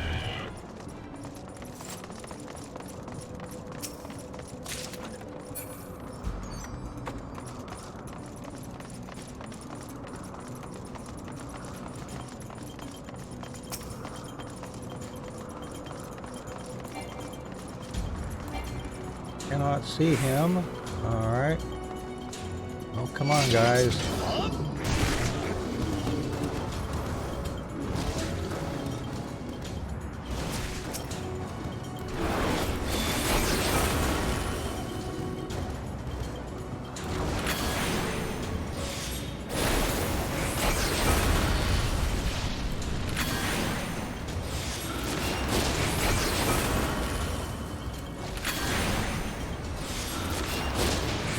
Know your folly.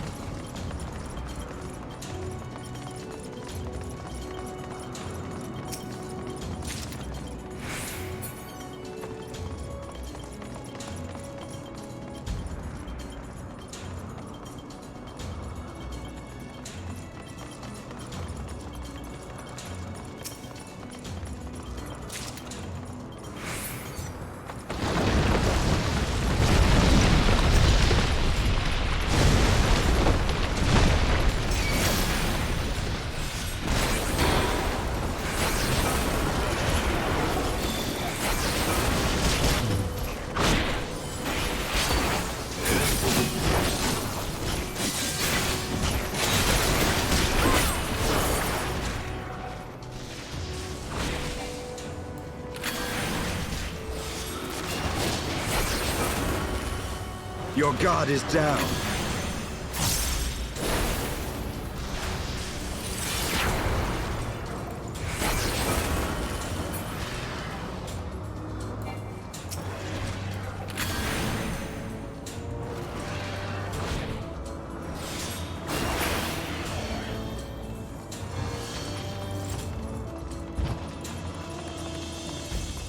Let's see, what do I got here?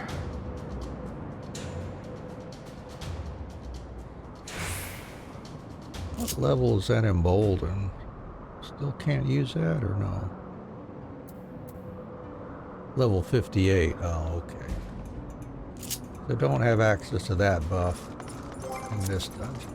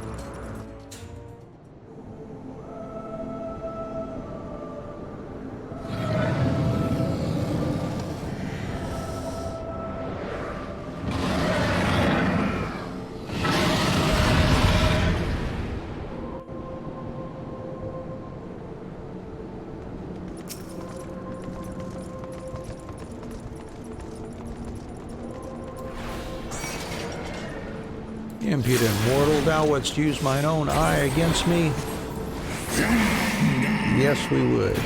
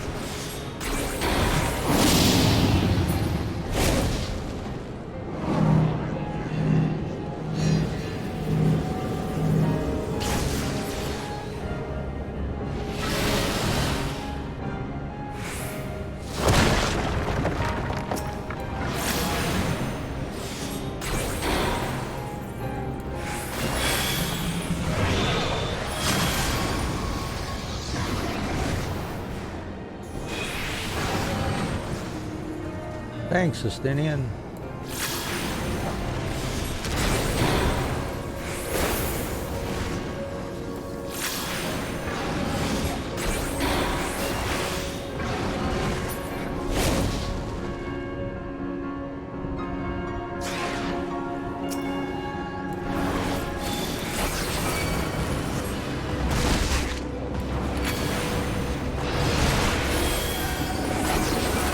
Taste my lance!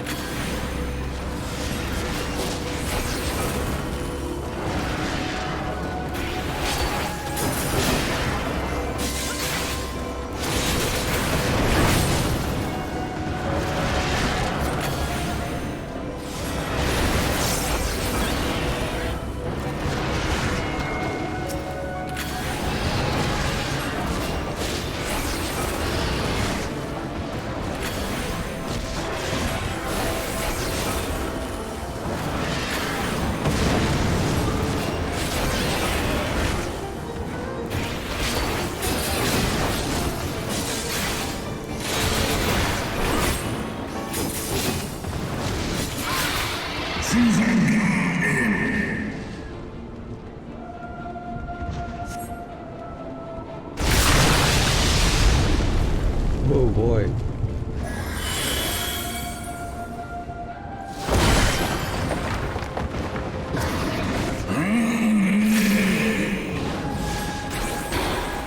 Taste my lungs!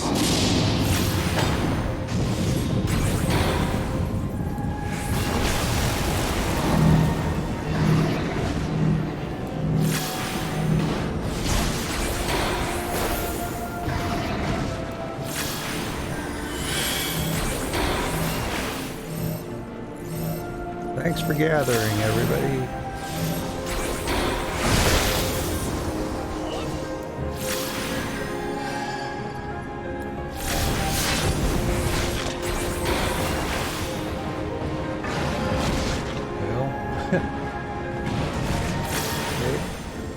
Know your folly.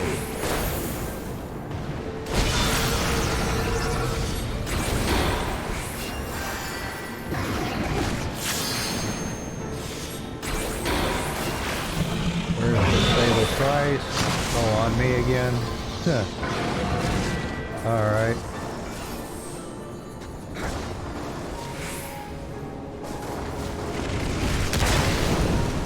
Know your folly.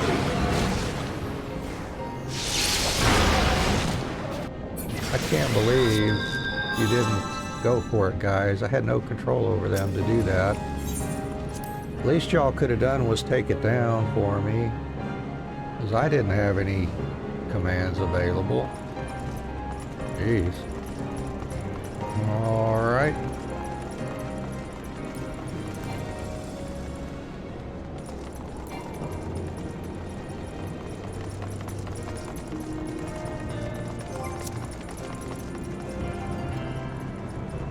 Didn't look like anything I could do about that one. So let's do it again.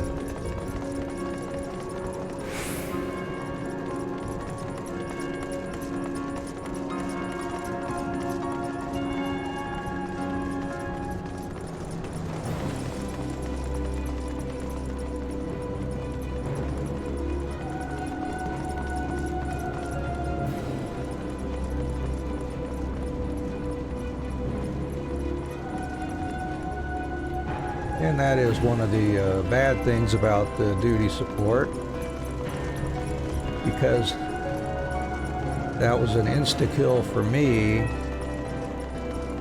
Normally we would have still had the healer and tank and another DPS up, and they could have resurrected me or just finished him off quickly, but because I died in duty support, that wipes the whole raid.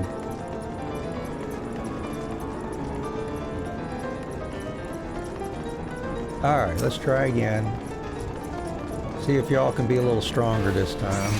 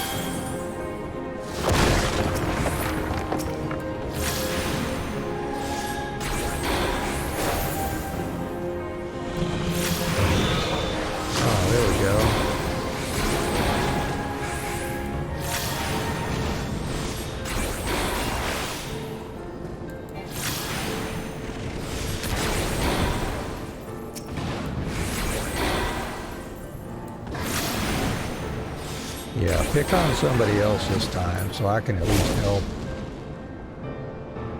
damage it down.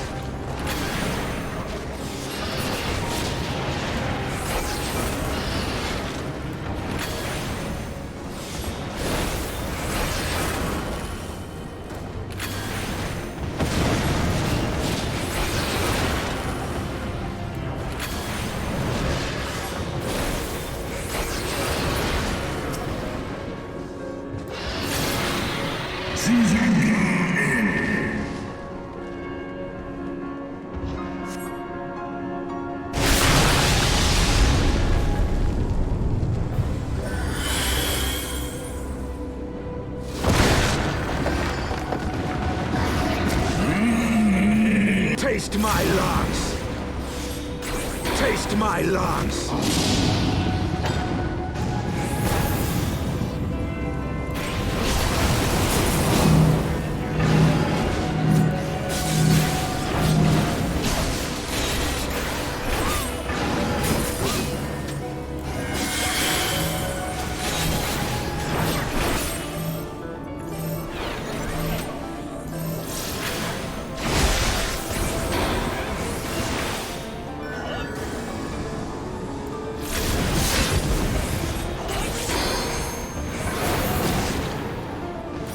I will end your struggles! Will you now?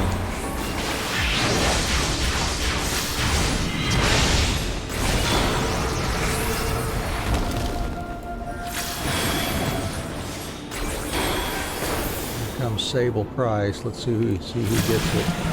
Oh, it's me again. Come on, come on. Take it out. Come on, guys.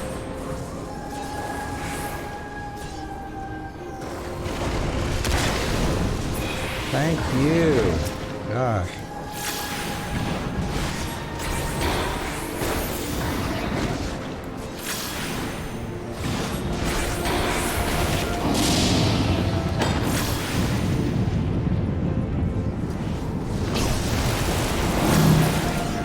Here we go.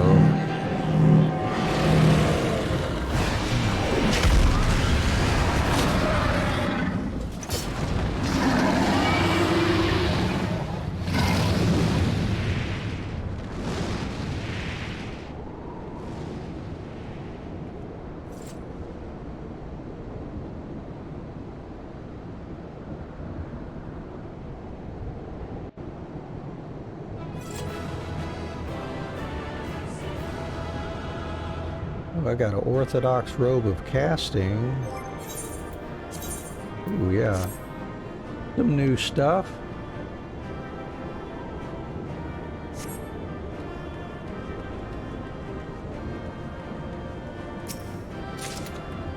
And a robe of healing and muspel, which is for astrologian. Okay.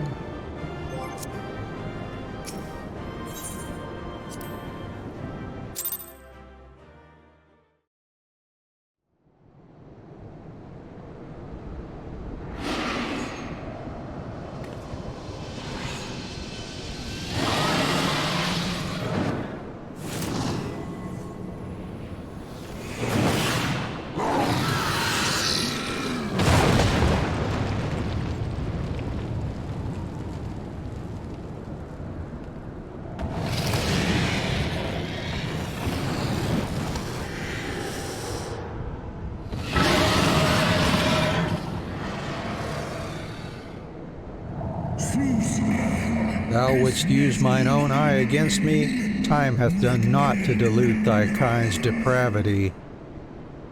I have not forgotten thee, dragoon. Mine essence claimed thee once, and shall do so again.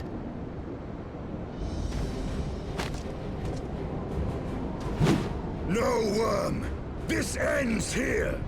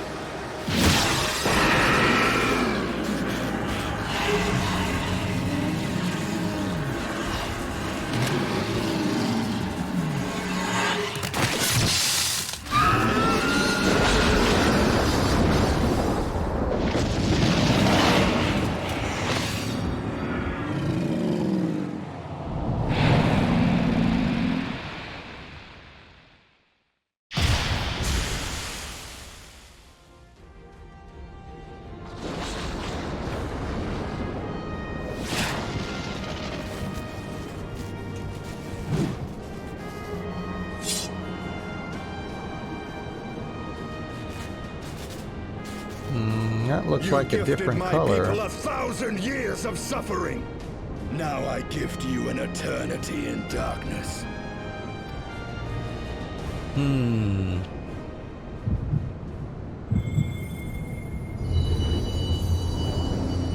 Vision time.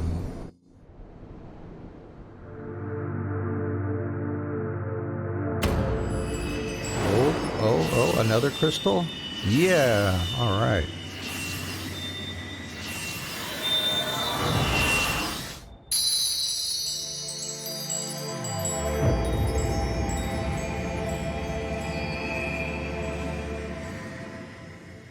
Earth, thunder, and ice, I believe.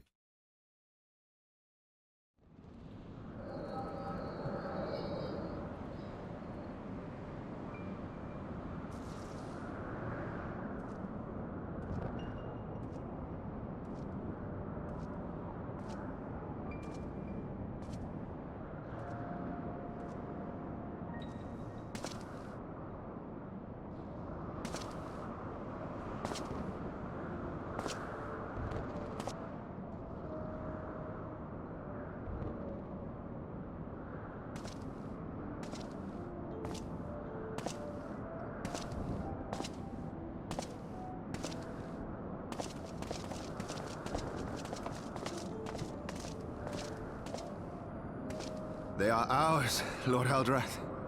The eyes of Nidhogg. 2 eyes.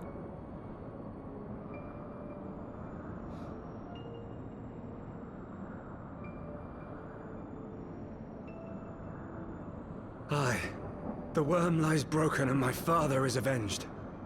With the wellspring of his vitality thus denied him, Nidhogg shall not linger long in this world. But behold the terrible price we have paid. My sire is dead. So many brother knights slain. We traded our honor for the strength which now courses in our veins. And still we are forced to make such sacrifice. But not in vain, my lord. Hraesvelgr is the only great worm left in Dravania, and he dares not leave his lair. With Nidhogg's eyes in your possession, who now can challenge the might of Ishgard, ascend the throne, and take your rightful place as the ruler of our people?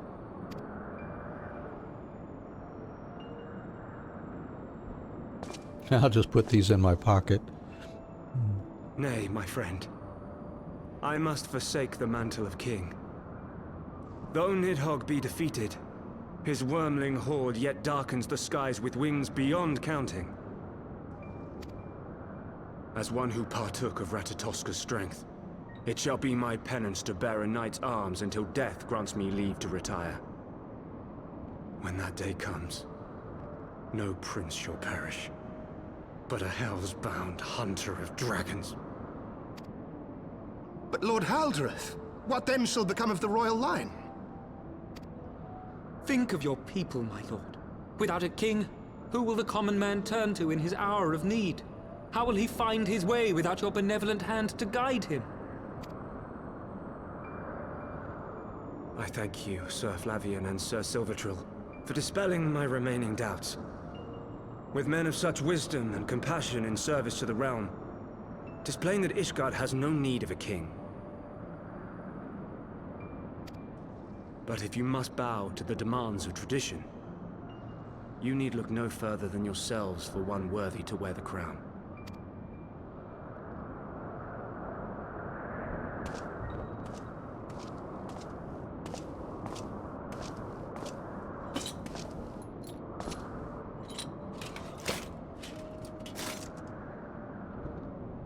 Fare thee well, my brother knights, my loyal friends.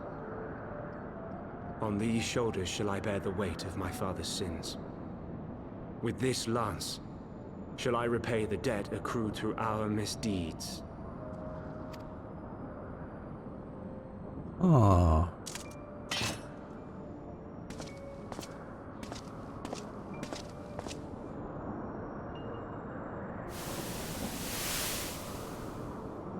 What cruel jest has fate played upon us? Have we seized this desperate victory only to lose a king? we can but act as our Lord has bid. We few who remain must divide between us the rulership of Ishgard and her people.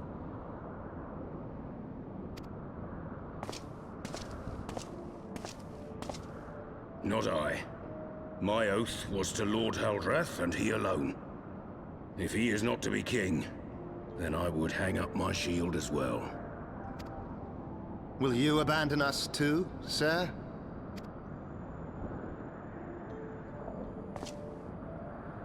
I would wash my hands of blood and betrayal, and take up an honest trade.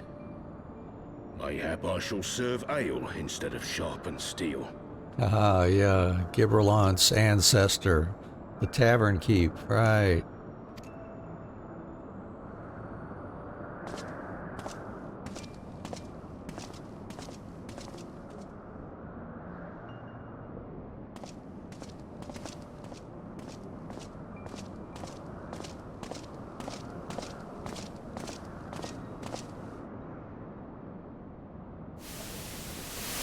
We four, then.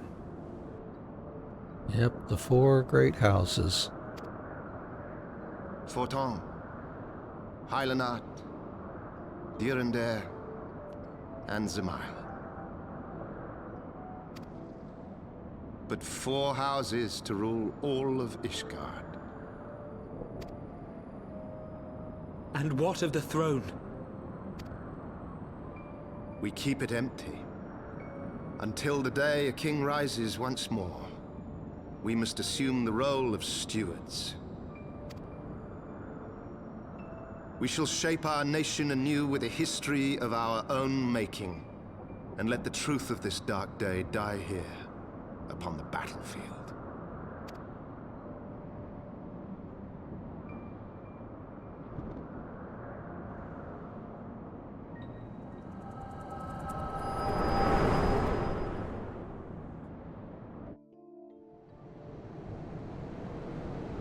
That seems to corroborate Iceheart's accounting of what's happened. What ails you, friend?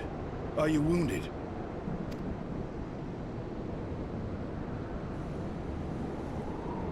You have borne witness to history. To the culmination of the first battle with Nidhog. The legend of Ishgard's founding tells that our ancestors were led to the land of Kurthus by the valiant King Thordan. In the midst of their journey, they came to a wide chasm, where they were set upon by a great worm, Nidhogg. A furious battle then ensued, with Thordan leading the van. Though the brave king was slain defending his people, his son, Haldrath, the first Azure Dragoon, fought on undaunted.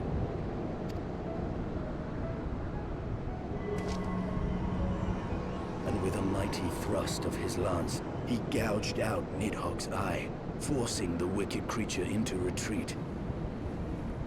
Thus, did this eldritch orb become a sacred treasure of Ishgard, lending its power to every knight deemed worthy to bear the title of Azure Dragoon. Oh, pay more attention there, Estinian. A rousing tale, is it not? Would that I could still believe it.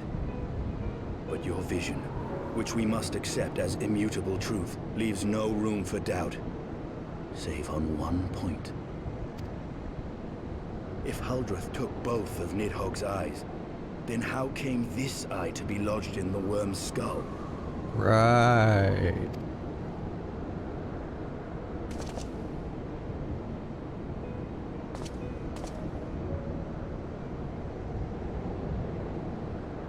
Beneath every answer we unearth, another question lies buried.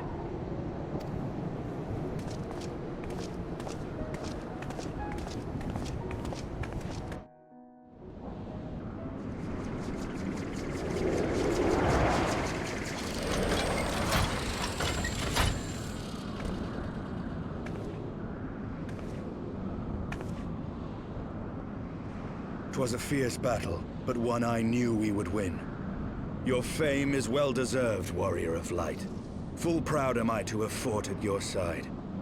I would fain return with all swiftness to Ishgard to inform the Lord Commander of our triumph.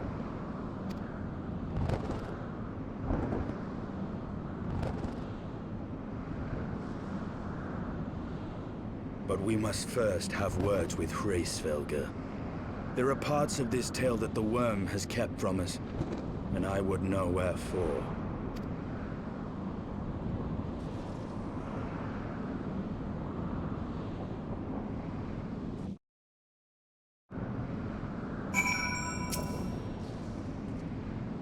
Though Nidhogg is fallen, my heart is yet heavy, and this stain of corruption pleases me not. When all has been put to rest, I must needs forge my armor anew. Here we go, can fly in this zone now.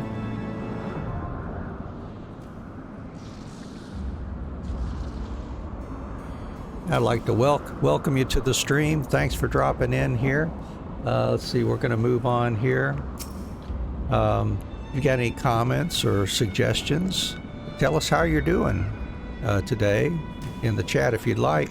We're here to chat with you while we play. We just finished the Aerie battle against Nidhogg, and we're slowly but surely uncovering the truth about the Dragonsong War. The song begins. With Nidhogg fallen, none save Hraesvelgr remains to answer our questions. Let us trouble the worm again.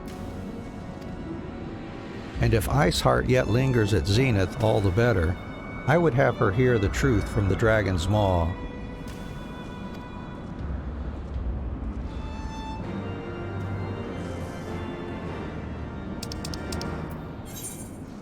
Yep, looks like she is there.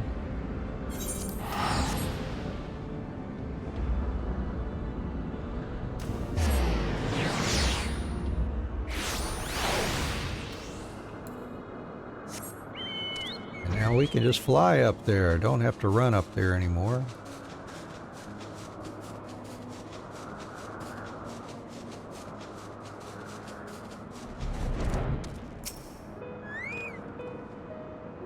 "'Twas you, was it not? The furious screams of the dragons carried far. You have slain Nidhogg. What more could you desire from this place? Will you not allow Hraesvelgr to mourn the death of his kin in peace? Spare us your sanctimonious judgment, Ice Maiden. We have a gift for the great worm, and a mystery that can no longer lie buried. Lady Iceheart, the Dragonsong War has all but consumed your life and claimed many of your followers. 'Tis time you learned the truth of its beginning, the whole truth, that we may at last bring this bitter conflict to an end. Sound the horn, warrior of light."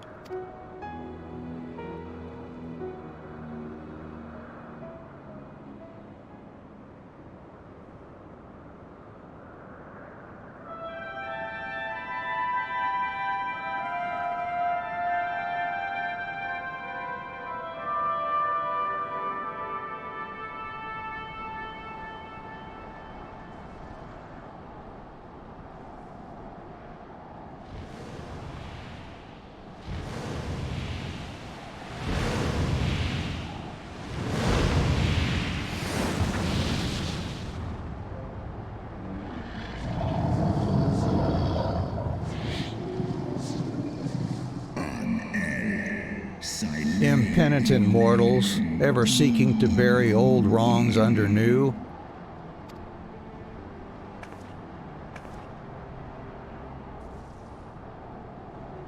I did sense the moment of Nidhogg's demise.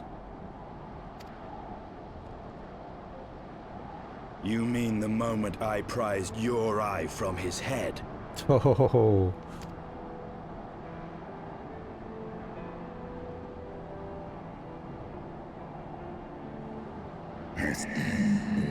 "'Twould seem thou hast uncovered my secret. Aye, unto the blinded Nidhogg did I yield one half of my strength. Here in my back pocket.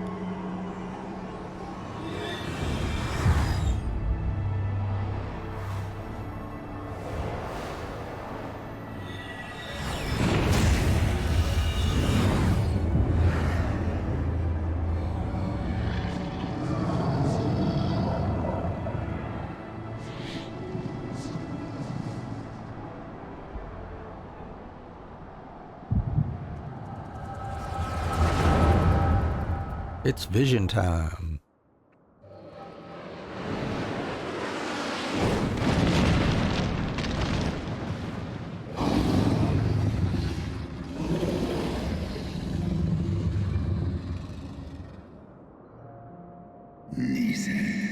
Nidhog, what hath befallen thee? We are undone by covetous mortals. They did take Ratatosker's eyes and glut their appetites upon her essence.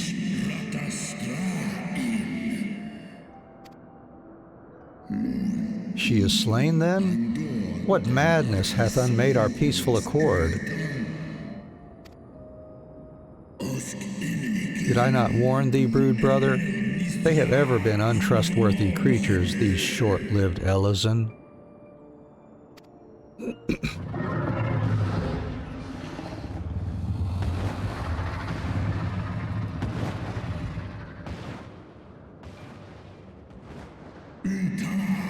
But thou wert enchanted by thy mortal maid. Thy folly hath cost Ratatosker her life, and me mine eyes.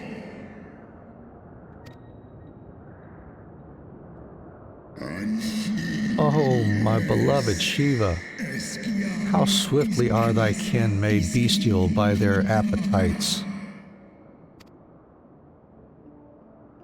Hraesvelgr, 'twas thy blindness that did invite disaster into our lands. Surrender thee and I to me, and let that be thy penance. Nidhogg. They bested me once, but I was reckless. I shall need but a single eye to inflict enduring torment upon these traitors and every child of their line. Yield to me thy strength, brood brother.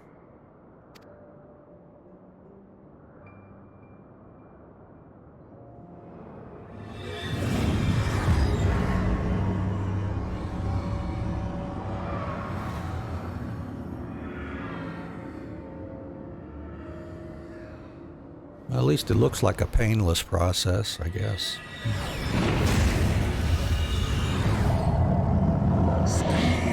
My vengeance is begun.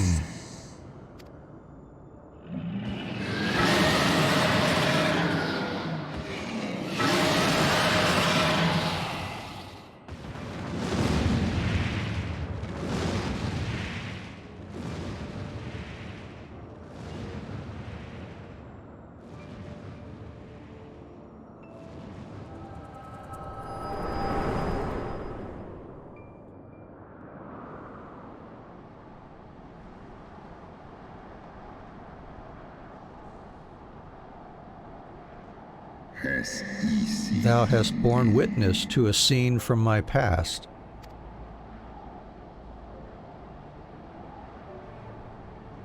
It was yours. Your strength that sustained Nidhogg all these years. Would that Haldreth had dealt the worm a killing blow.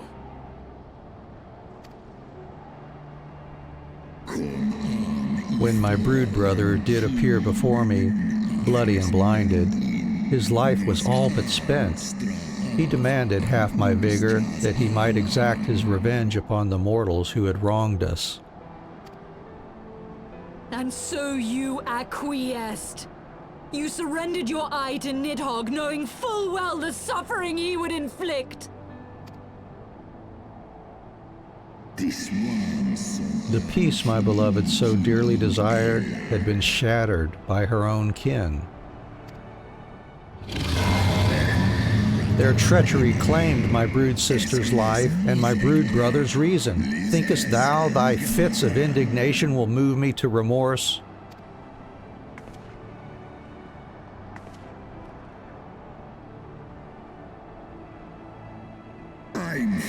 Go, mortals.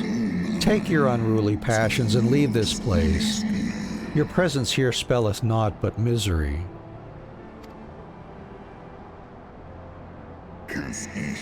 Were it not for Shiva's soothing embrace, I would slay you where you stand.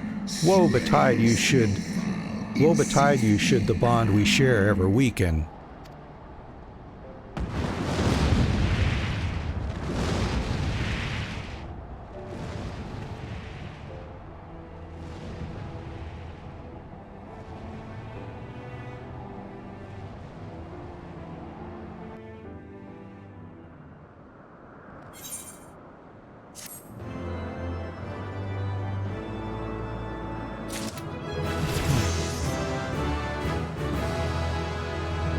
Right, I'm level 65 now, not even at the end of Heaven's Word.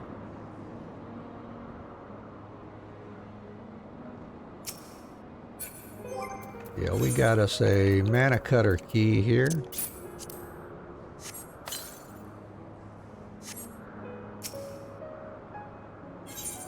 Level 56, Unrest in Ishgard. Though he lifted not a single claw, 'twould seem that Hraesvelgr wreaked his own manner of vengeance against us.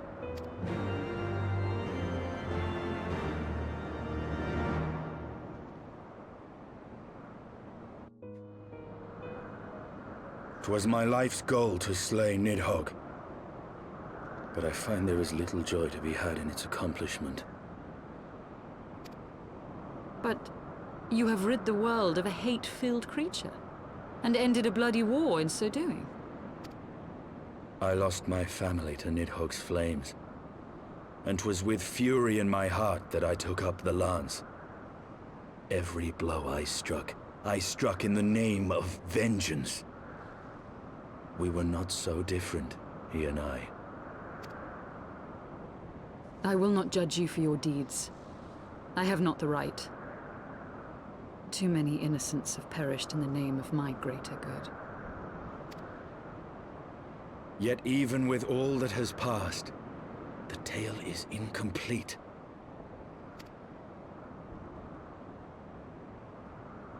We are short a great worm's eye. Mm-hmm. Of the pair which Haldreth took from Nidhogg, only one is known to us, the one I bear. What then became of the other?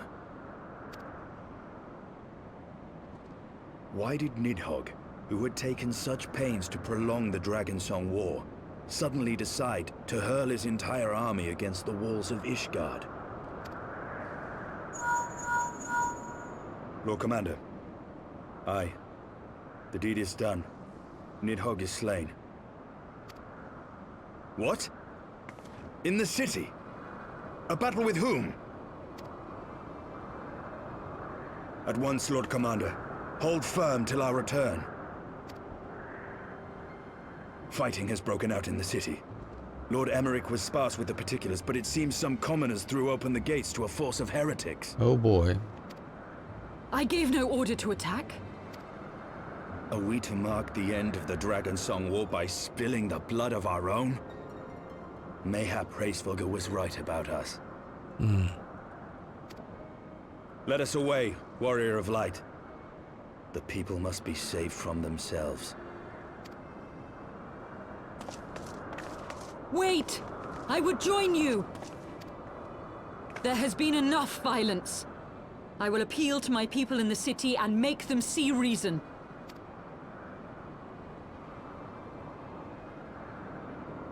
Well, thanks.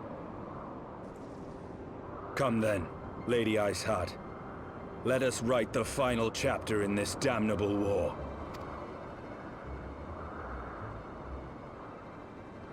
I am so glad to see them getting along now.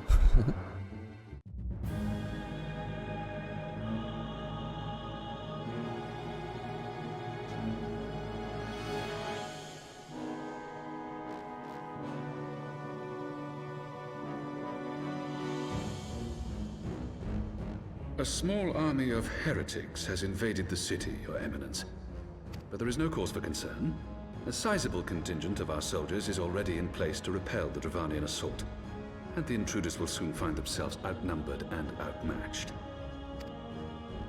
Our plans proceed apace, then?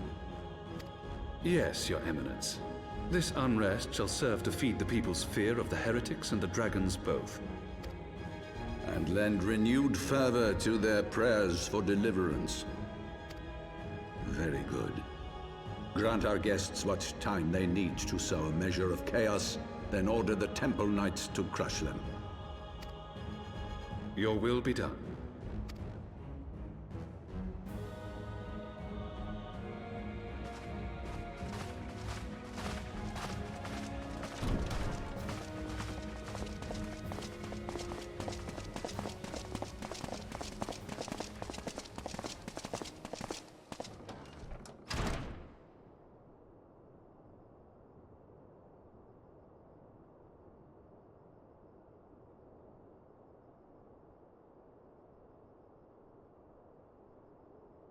The moment is at hand.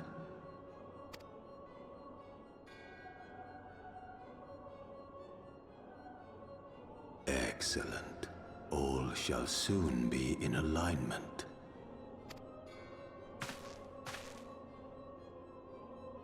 It is time for the Bringer of Light to die.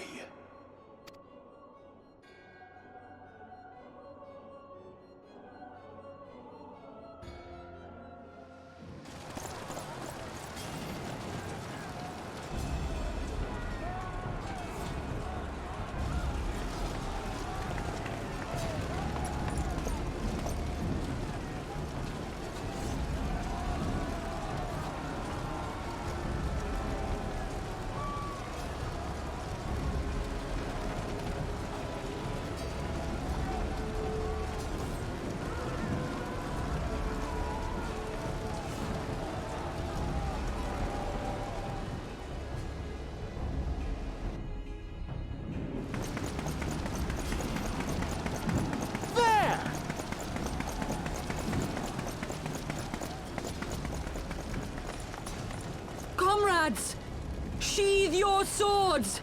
There is no need for further bloodshed! My lady! She is come!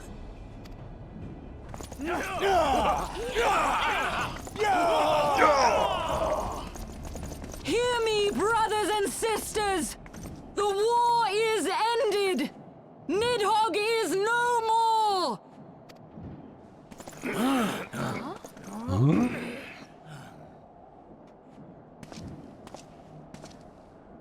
Aye, it is so! This adventurer and the Azure Dragoon laid the Great Worm low!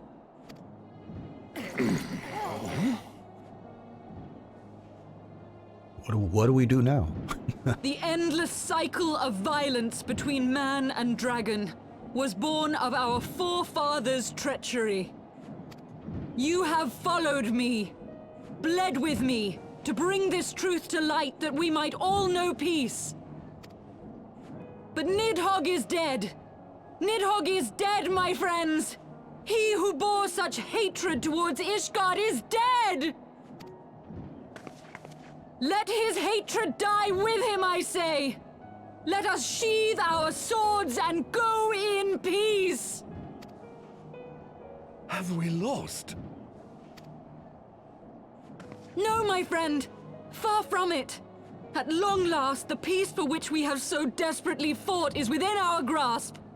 And I, for one, would not forsake it.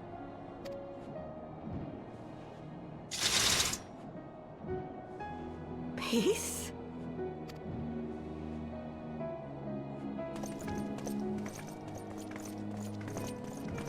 Okay, we'll go home.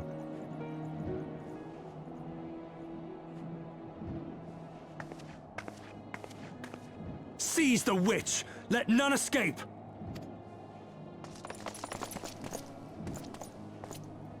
Providing aid and succor to the wounded should be our first concern. If the heretics mean to observe the peace, then it would be folly not to do the same. Mm-hmm. Good old Horshaphant.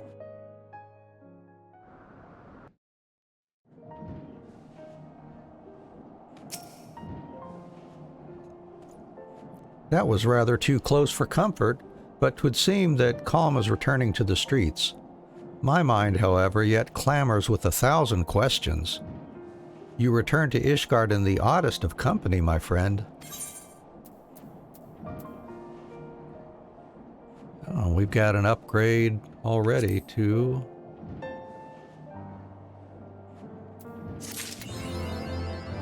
our body piece here.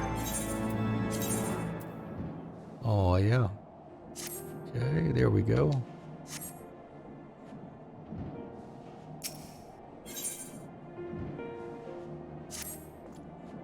That, my friends, was rather too close for comfort. Praise Halone that things did not end in bloodshed.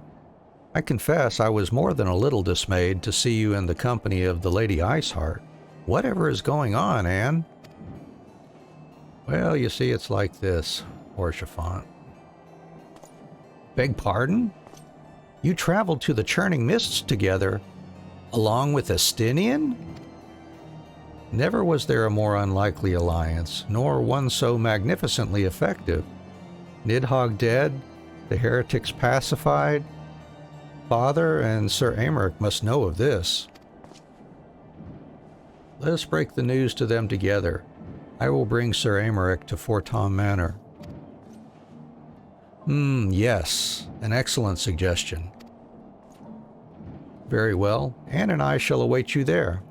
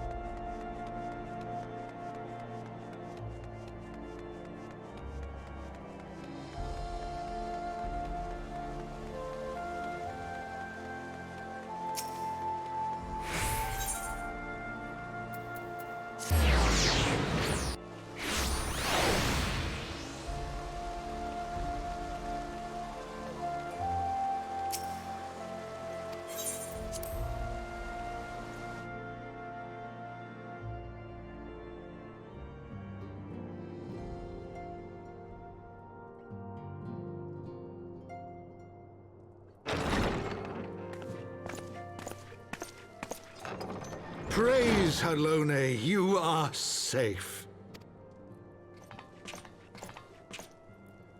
My safety was never in doubt, Father. For I had the Azure Dragoon and the Warrior of Light by my side. We bring the most wonderful tidings.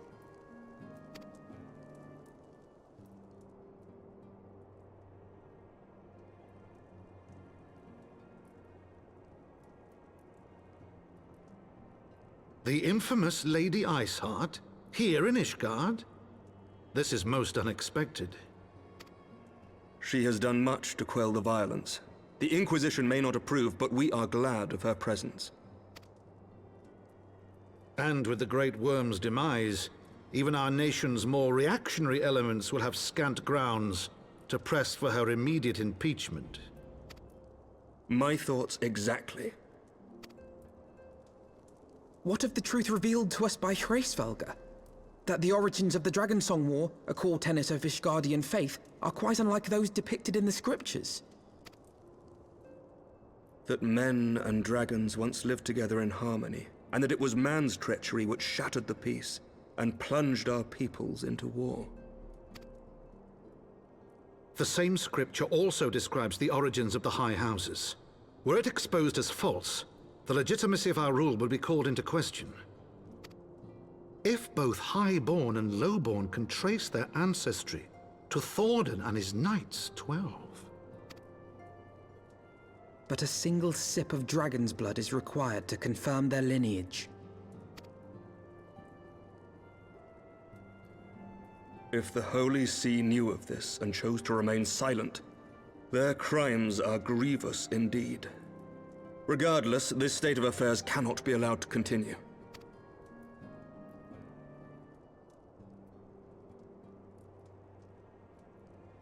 Sir Aymeric, you cannot mean to raise this matter with the Archbishop. Pray consider what you are proposing. If the Holy See chose to conceal the truth for centuries, what reason would they have to reveal it now? At best, you will be branded a heretic and clapped in irons. Then at least the Archbishop will have shown his true colors. My friends, this war will never truly be at an end until the truth is made known. You must see what lies on the horizon if it is not. When ruled by fear of a common enemy, we were united. But now we have none. During the war, the highborn needed men to lead, and the lowborn men to follow. Not anymore. 'Tis but a matter of time before the old order is called into question. Lady Iceheart will share the truth with her followers, and the Holy See will be powerless to stop its spread. The disenfranchised will rise up united, and blood will flow in the streets once more.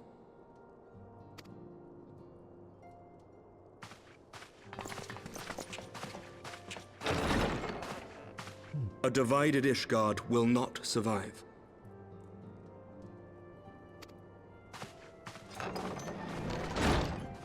Tread carefully, Lord Commander.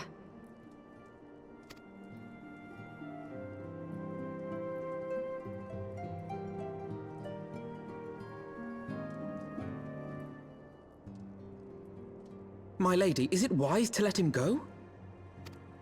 I sympathize with the Lord Commander's desire for reform, but to approach the Archbishop in this manner bespeaks an idealism to which I did not think Sir Emeric prone. Though he comports himself as a realist, he has long dreamt of reform. 'Twas that idealism which first drew me to him, that which made me swear an oath to serve. We must not think of ways to hinder his cause, but rather ways to aid it, even should the Holy See cry heresy. You cannot mean... If the Lord Commander does not return from the vault at the appointed hour, I mean to go and fetch him. Have care, my lady. Your words border on treason. Should they reach the wrong ears, you will be declared an enemy of Ishgard. That is a risk I am willing to take. Lest you forget, my lord, I am not born of this land. My loyalty is to the Lord Commander alone. But I speak only of what may come to pass. If the rumors regarding his heritage are to be believed, we have naught to fear.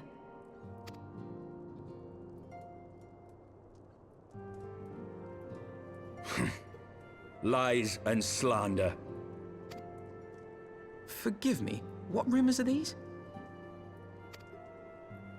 That Sir Emeric is the Archbishop's bastard son. Ha ha ha. Senior clergy are not permitted to marry and sire children. But even the holiest among us are not immune to temptation. I labor to believe it. Sir Emeric is truly the Archbishop's son. He has never been publicly acknowledged as such. But the rumors have plagued him since childhood. That he rose to his current position, despite being despised as a bastard and accused of profiting from his father's influence, bespeaks the quality of his character. It is my hope that on this occasion, the burden of his birth will work in his favor. Should our worst fears be realized, the Archbishop will not be so quick to execute his own flesh and blood, affording us time to mount a rescue. Bastard or trueborn, he is our nation's best hope. If the Holy See dares to threaten him, I shall lead the charge against the vault myself. Hear, hear!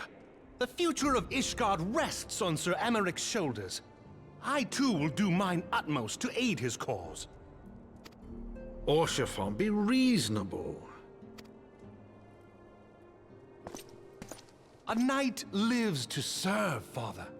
To aid those in need. The people need Sir Emeric more than ever, and we may be his only hope. There is no greater calling for a knight than to save the life of his fellow man. I swear to you, on the sigil of our house, that I shall do this and make you proud.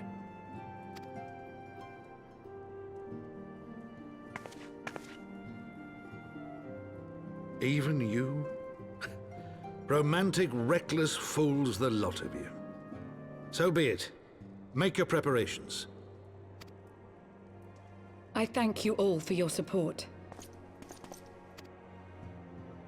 No problem.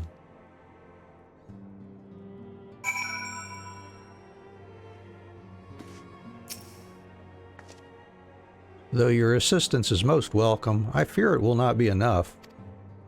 Few as we are, we will struggle to reach the Lord Commander. If we are to succeed, we must needs recruit others to our cause.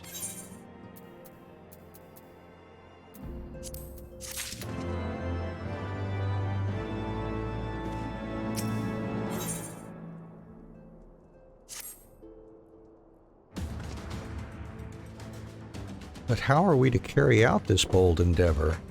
Even with an army of knights at our backs, a direct assault on the vault seems unlikely to succeed. You are correct, Master Alphino. Not even the assembled might of House Fortom and the Temple Knights would be sufficient. With the support of another party, however, we may yet stand a chance. You speak of one of the other high houses. Precisely the opposite. I speak of the revolutionaries rumored to reside in the Broom. 'Twas these disgruntled Ishgardians who opened the gates of our city to the heretics, I believe. But of course, if their hatred of the Holy See drove them to such deeds, they might well be persuaded to assist in Sir Emeric's rescue, knowing the truth he would lay bare.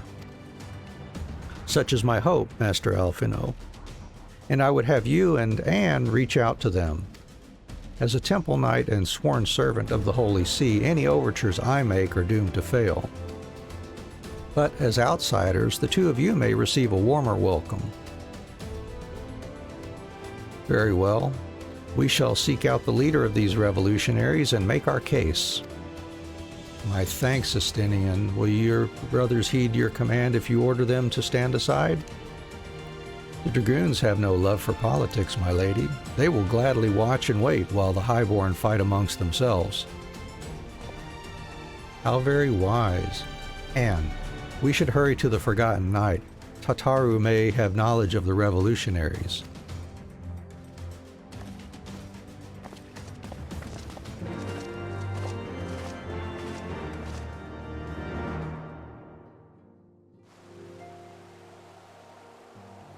What do we have here? Oh, an ether current quest here. We recently held a ceremony to honor the passing of Sir Clodabane, third son of House Hylanar. But I was surprised to see none of the Rose Knights from Camp Cloudtop in attendance. Not that they should abandon the camp, mind you, but at the very least I expected to see Rentremont or perhaps Lady Laniata in attendance. I'm sure she has her reasons for not attending, but Rentremont is a dear friend of mine, and I know how he cared for Sir Clodabane. They worked quite closely together for many years, down to the very end. Which is why I want you to present this to him, the battle standard raised during the ceremony. I am certain he would have attended if he could, and at the very least I should think he would appreciate a memento from the ceremony. Alright, so we'll want to do that at some point. Let's go to the Forgotten Knight now.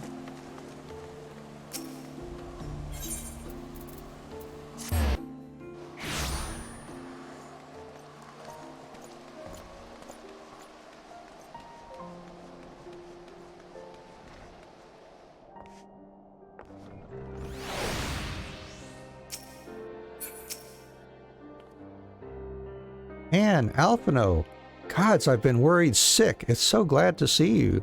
It's so good to see you. And you, Tataru, how did you manage to escape the chaos in the streets?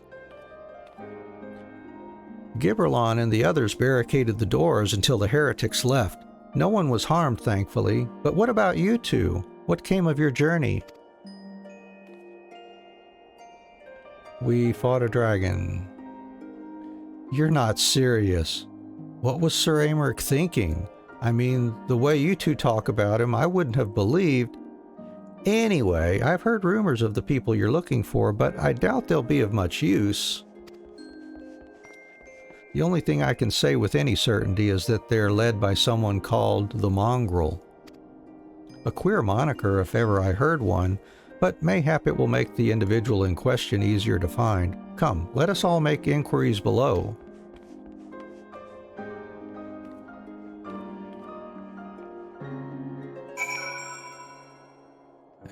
Let's see. Question residents of the broom.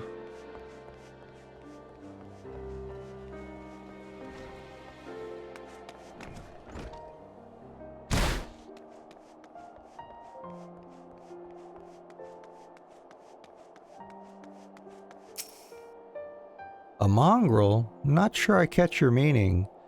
To a blue blood, we're all of us dogs down here.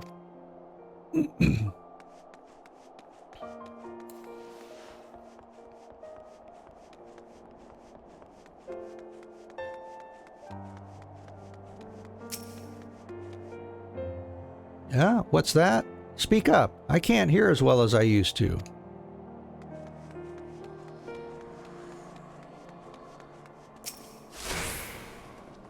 I don't know a god's damn thing about the mongrel, but if I did, you can be sure I wouldn't tell you.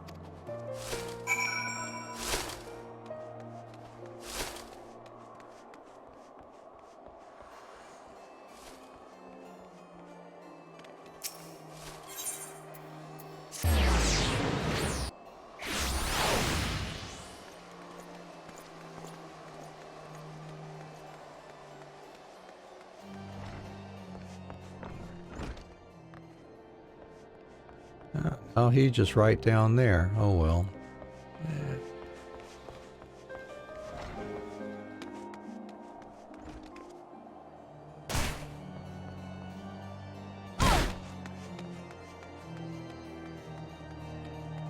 Well, that was roundabout. Not a single shred of information, just as I expected. These revolutionaries would not have evaded capture for so long without the masses' complicity. Still, it is good to know that Tataru's ears are as sharp as ever. And new pants.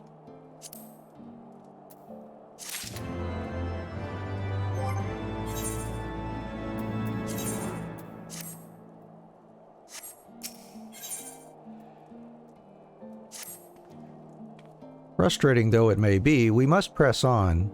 While I continue speaking with the people of the broom, why not go and see if Gibralont knows aught of value?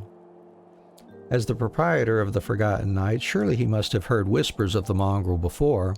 We can only hope that he will be more forthcoming than the others.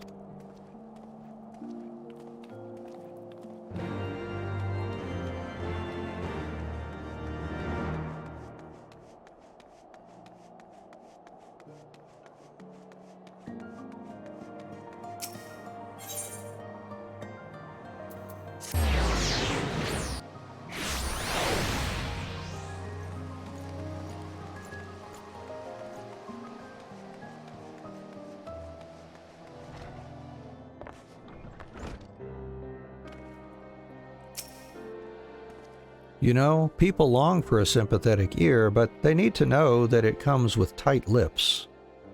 Discretion, Anne. That's what my customers expect. If they don't get it, then I don't get them. That being said, I'm not without my sympathies. I've heard the tales, and I know you've done right by highborn and lowborn alike. Least I can do is point you in the right direction, but to do that, I'll need you to do something for me. So happens there's a hunter up in the Crozier who owes me a fair bit of coin. However, I've agreed to accept payment in fresh herbs. Go and get them for me. Agreed? All right.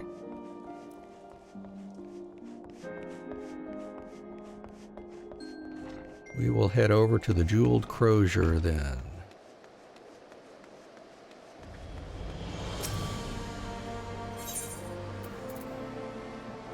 There he is, down towards the end there.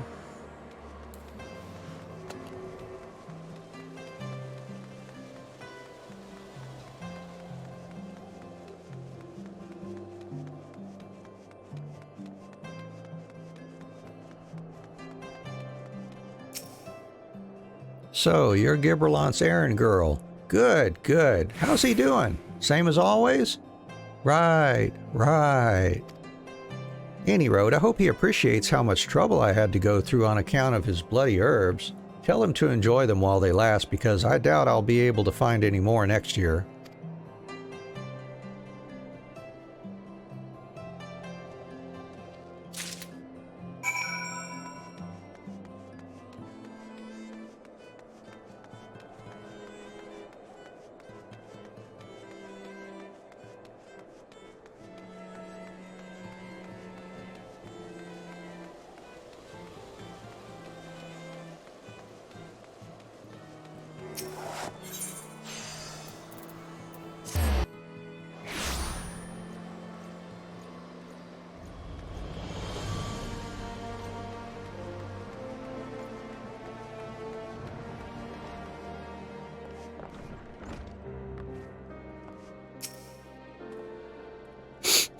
Well, you going to hand them over or not?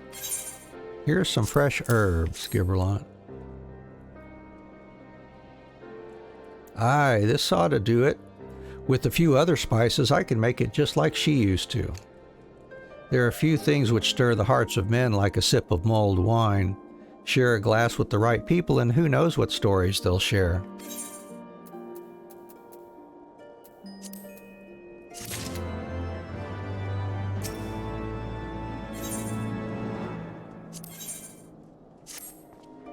Now that I think on it, there's a woman I know who's rather fond of this blend. Hiritha is her name, and she resides in the Pillars. She's a maidservant to some noble house or another, I forget. Anyway, be a shame if she didn't get to try this wine. Why not give her a bottle?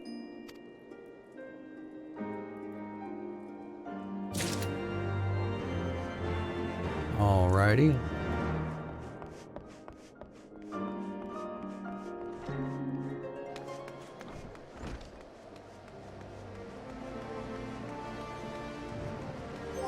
Let's see.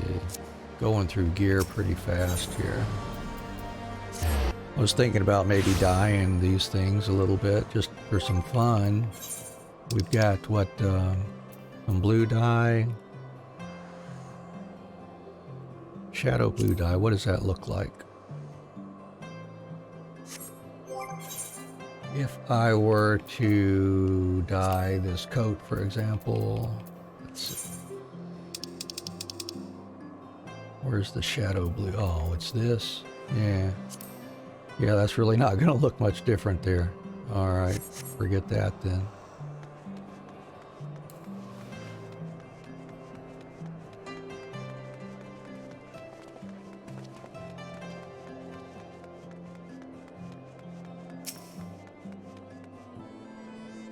Yes, I am Hiritha.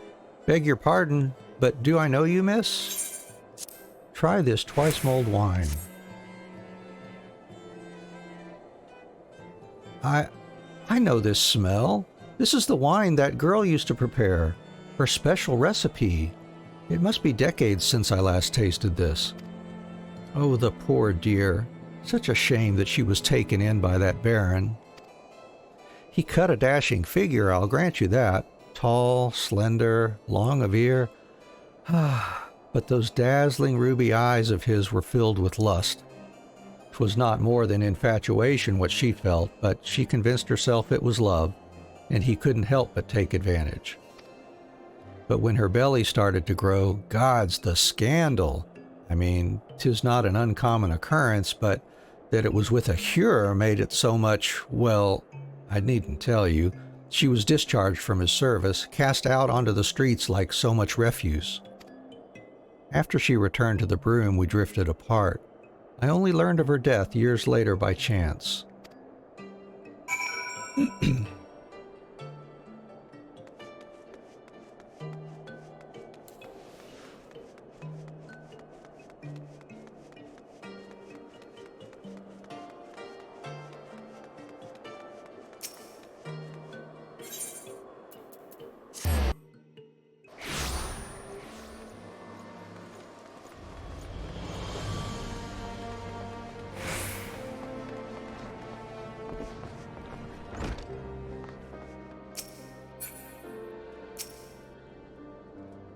So the amorous nobleman beds his maidservant and casts her aside when the seed takes root. Not the most original tale, is it? Cold comfort for the women and children who live it, though.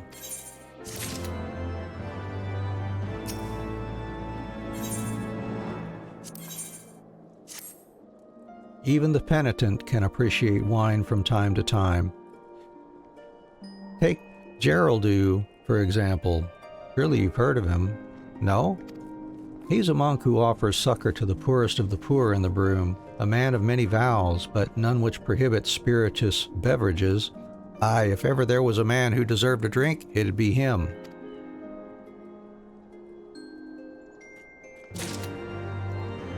Alright, I think we will stop there for this stream. Been 3 hours here. Let's see, tomorrow we are off. And we'll resume again on Tuesday morning, 6:30 a.m. Eastern U.S. time, where we'll be continuing Final Fantasy XIV at that time.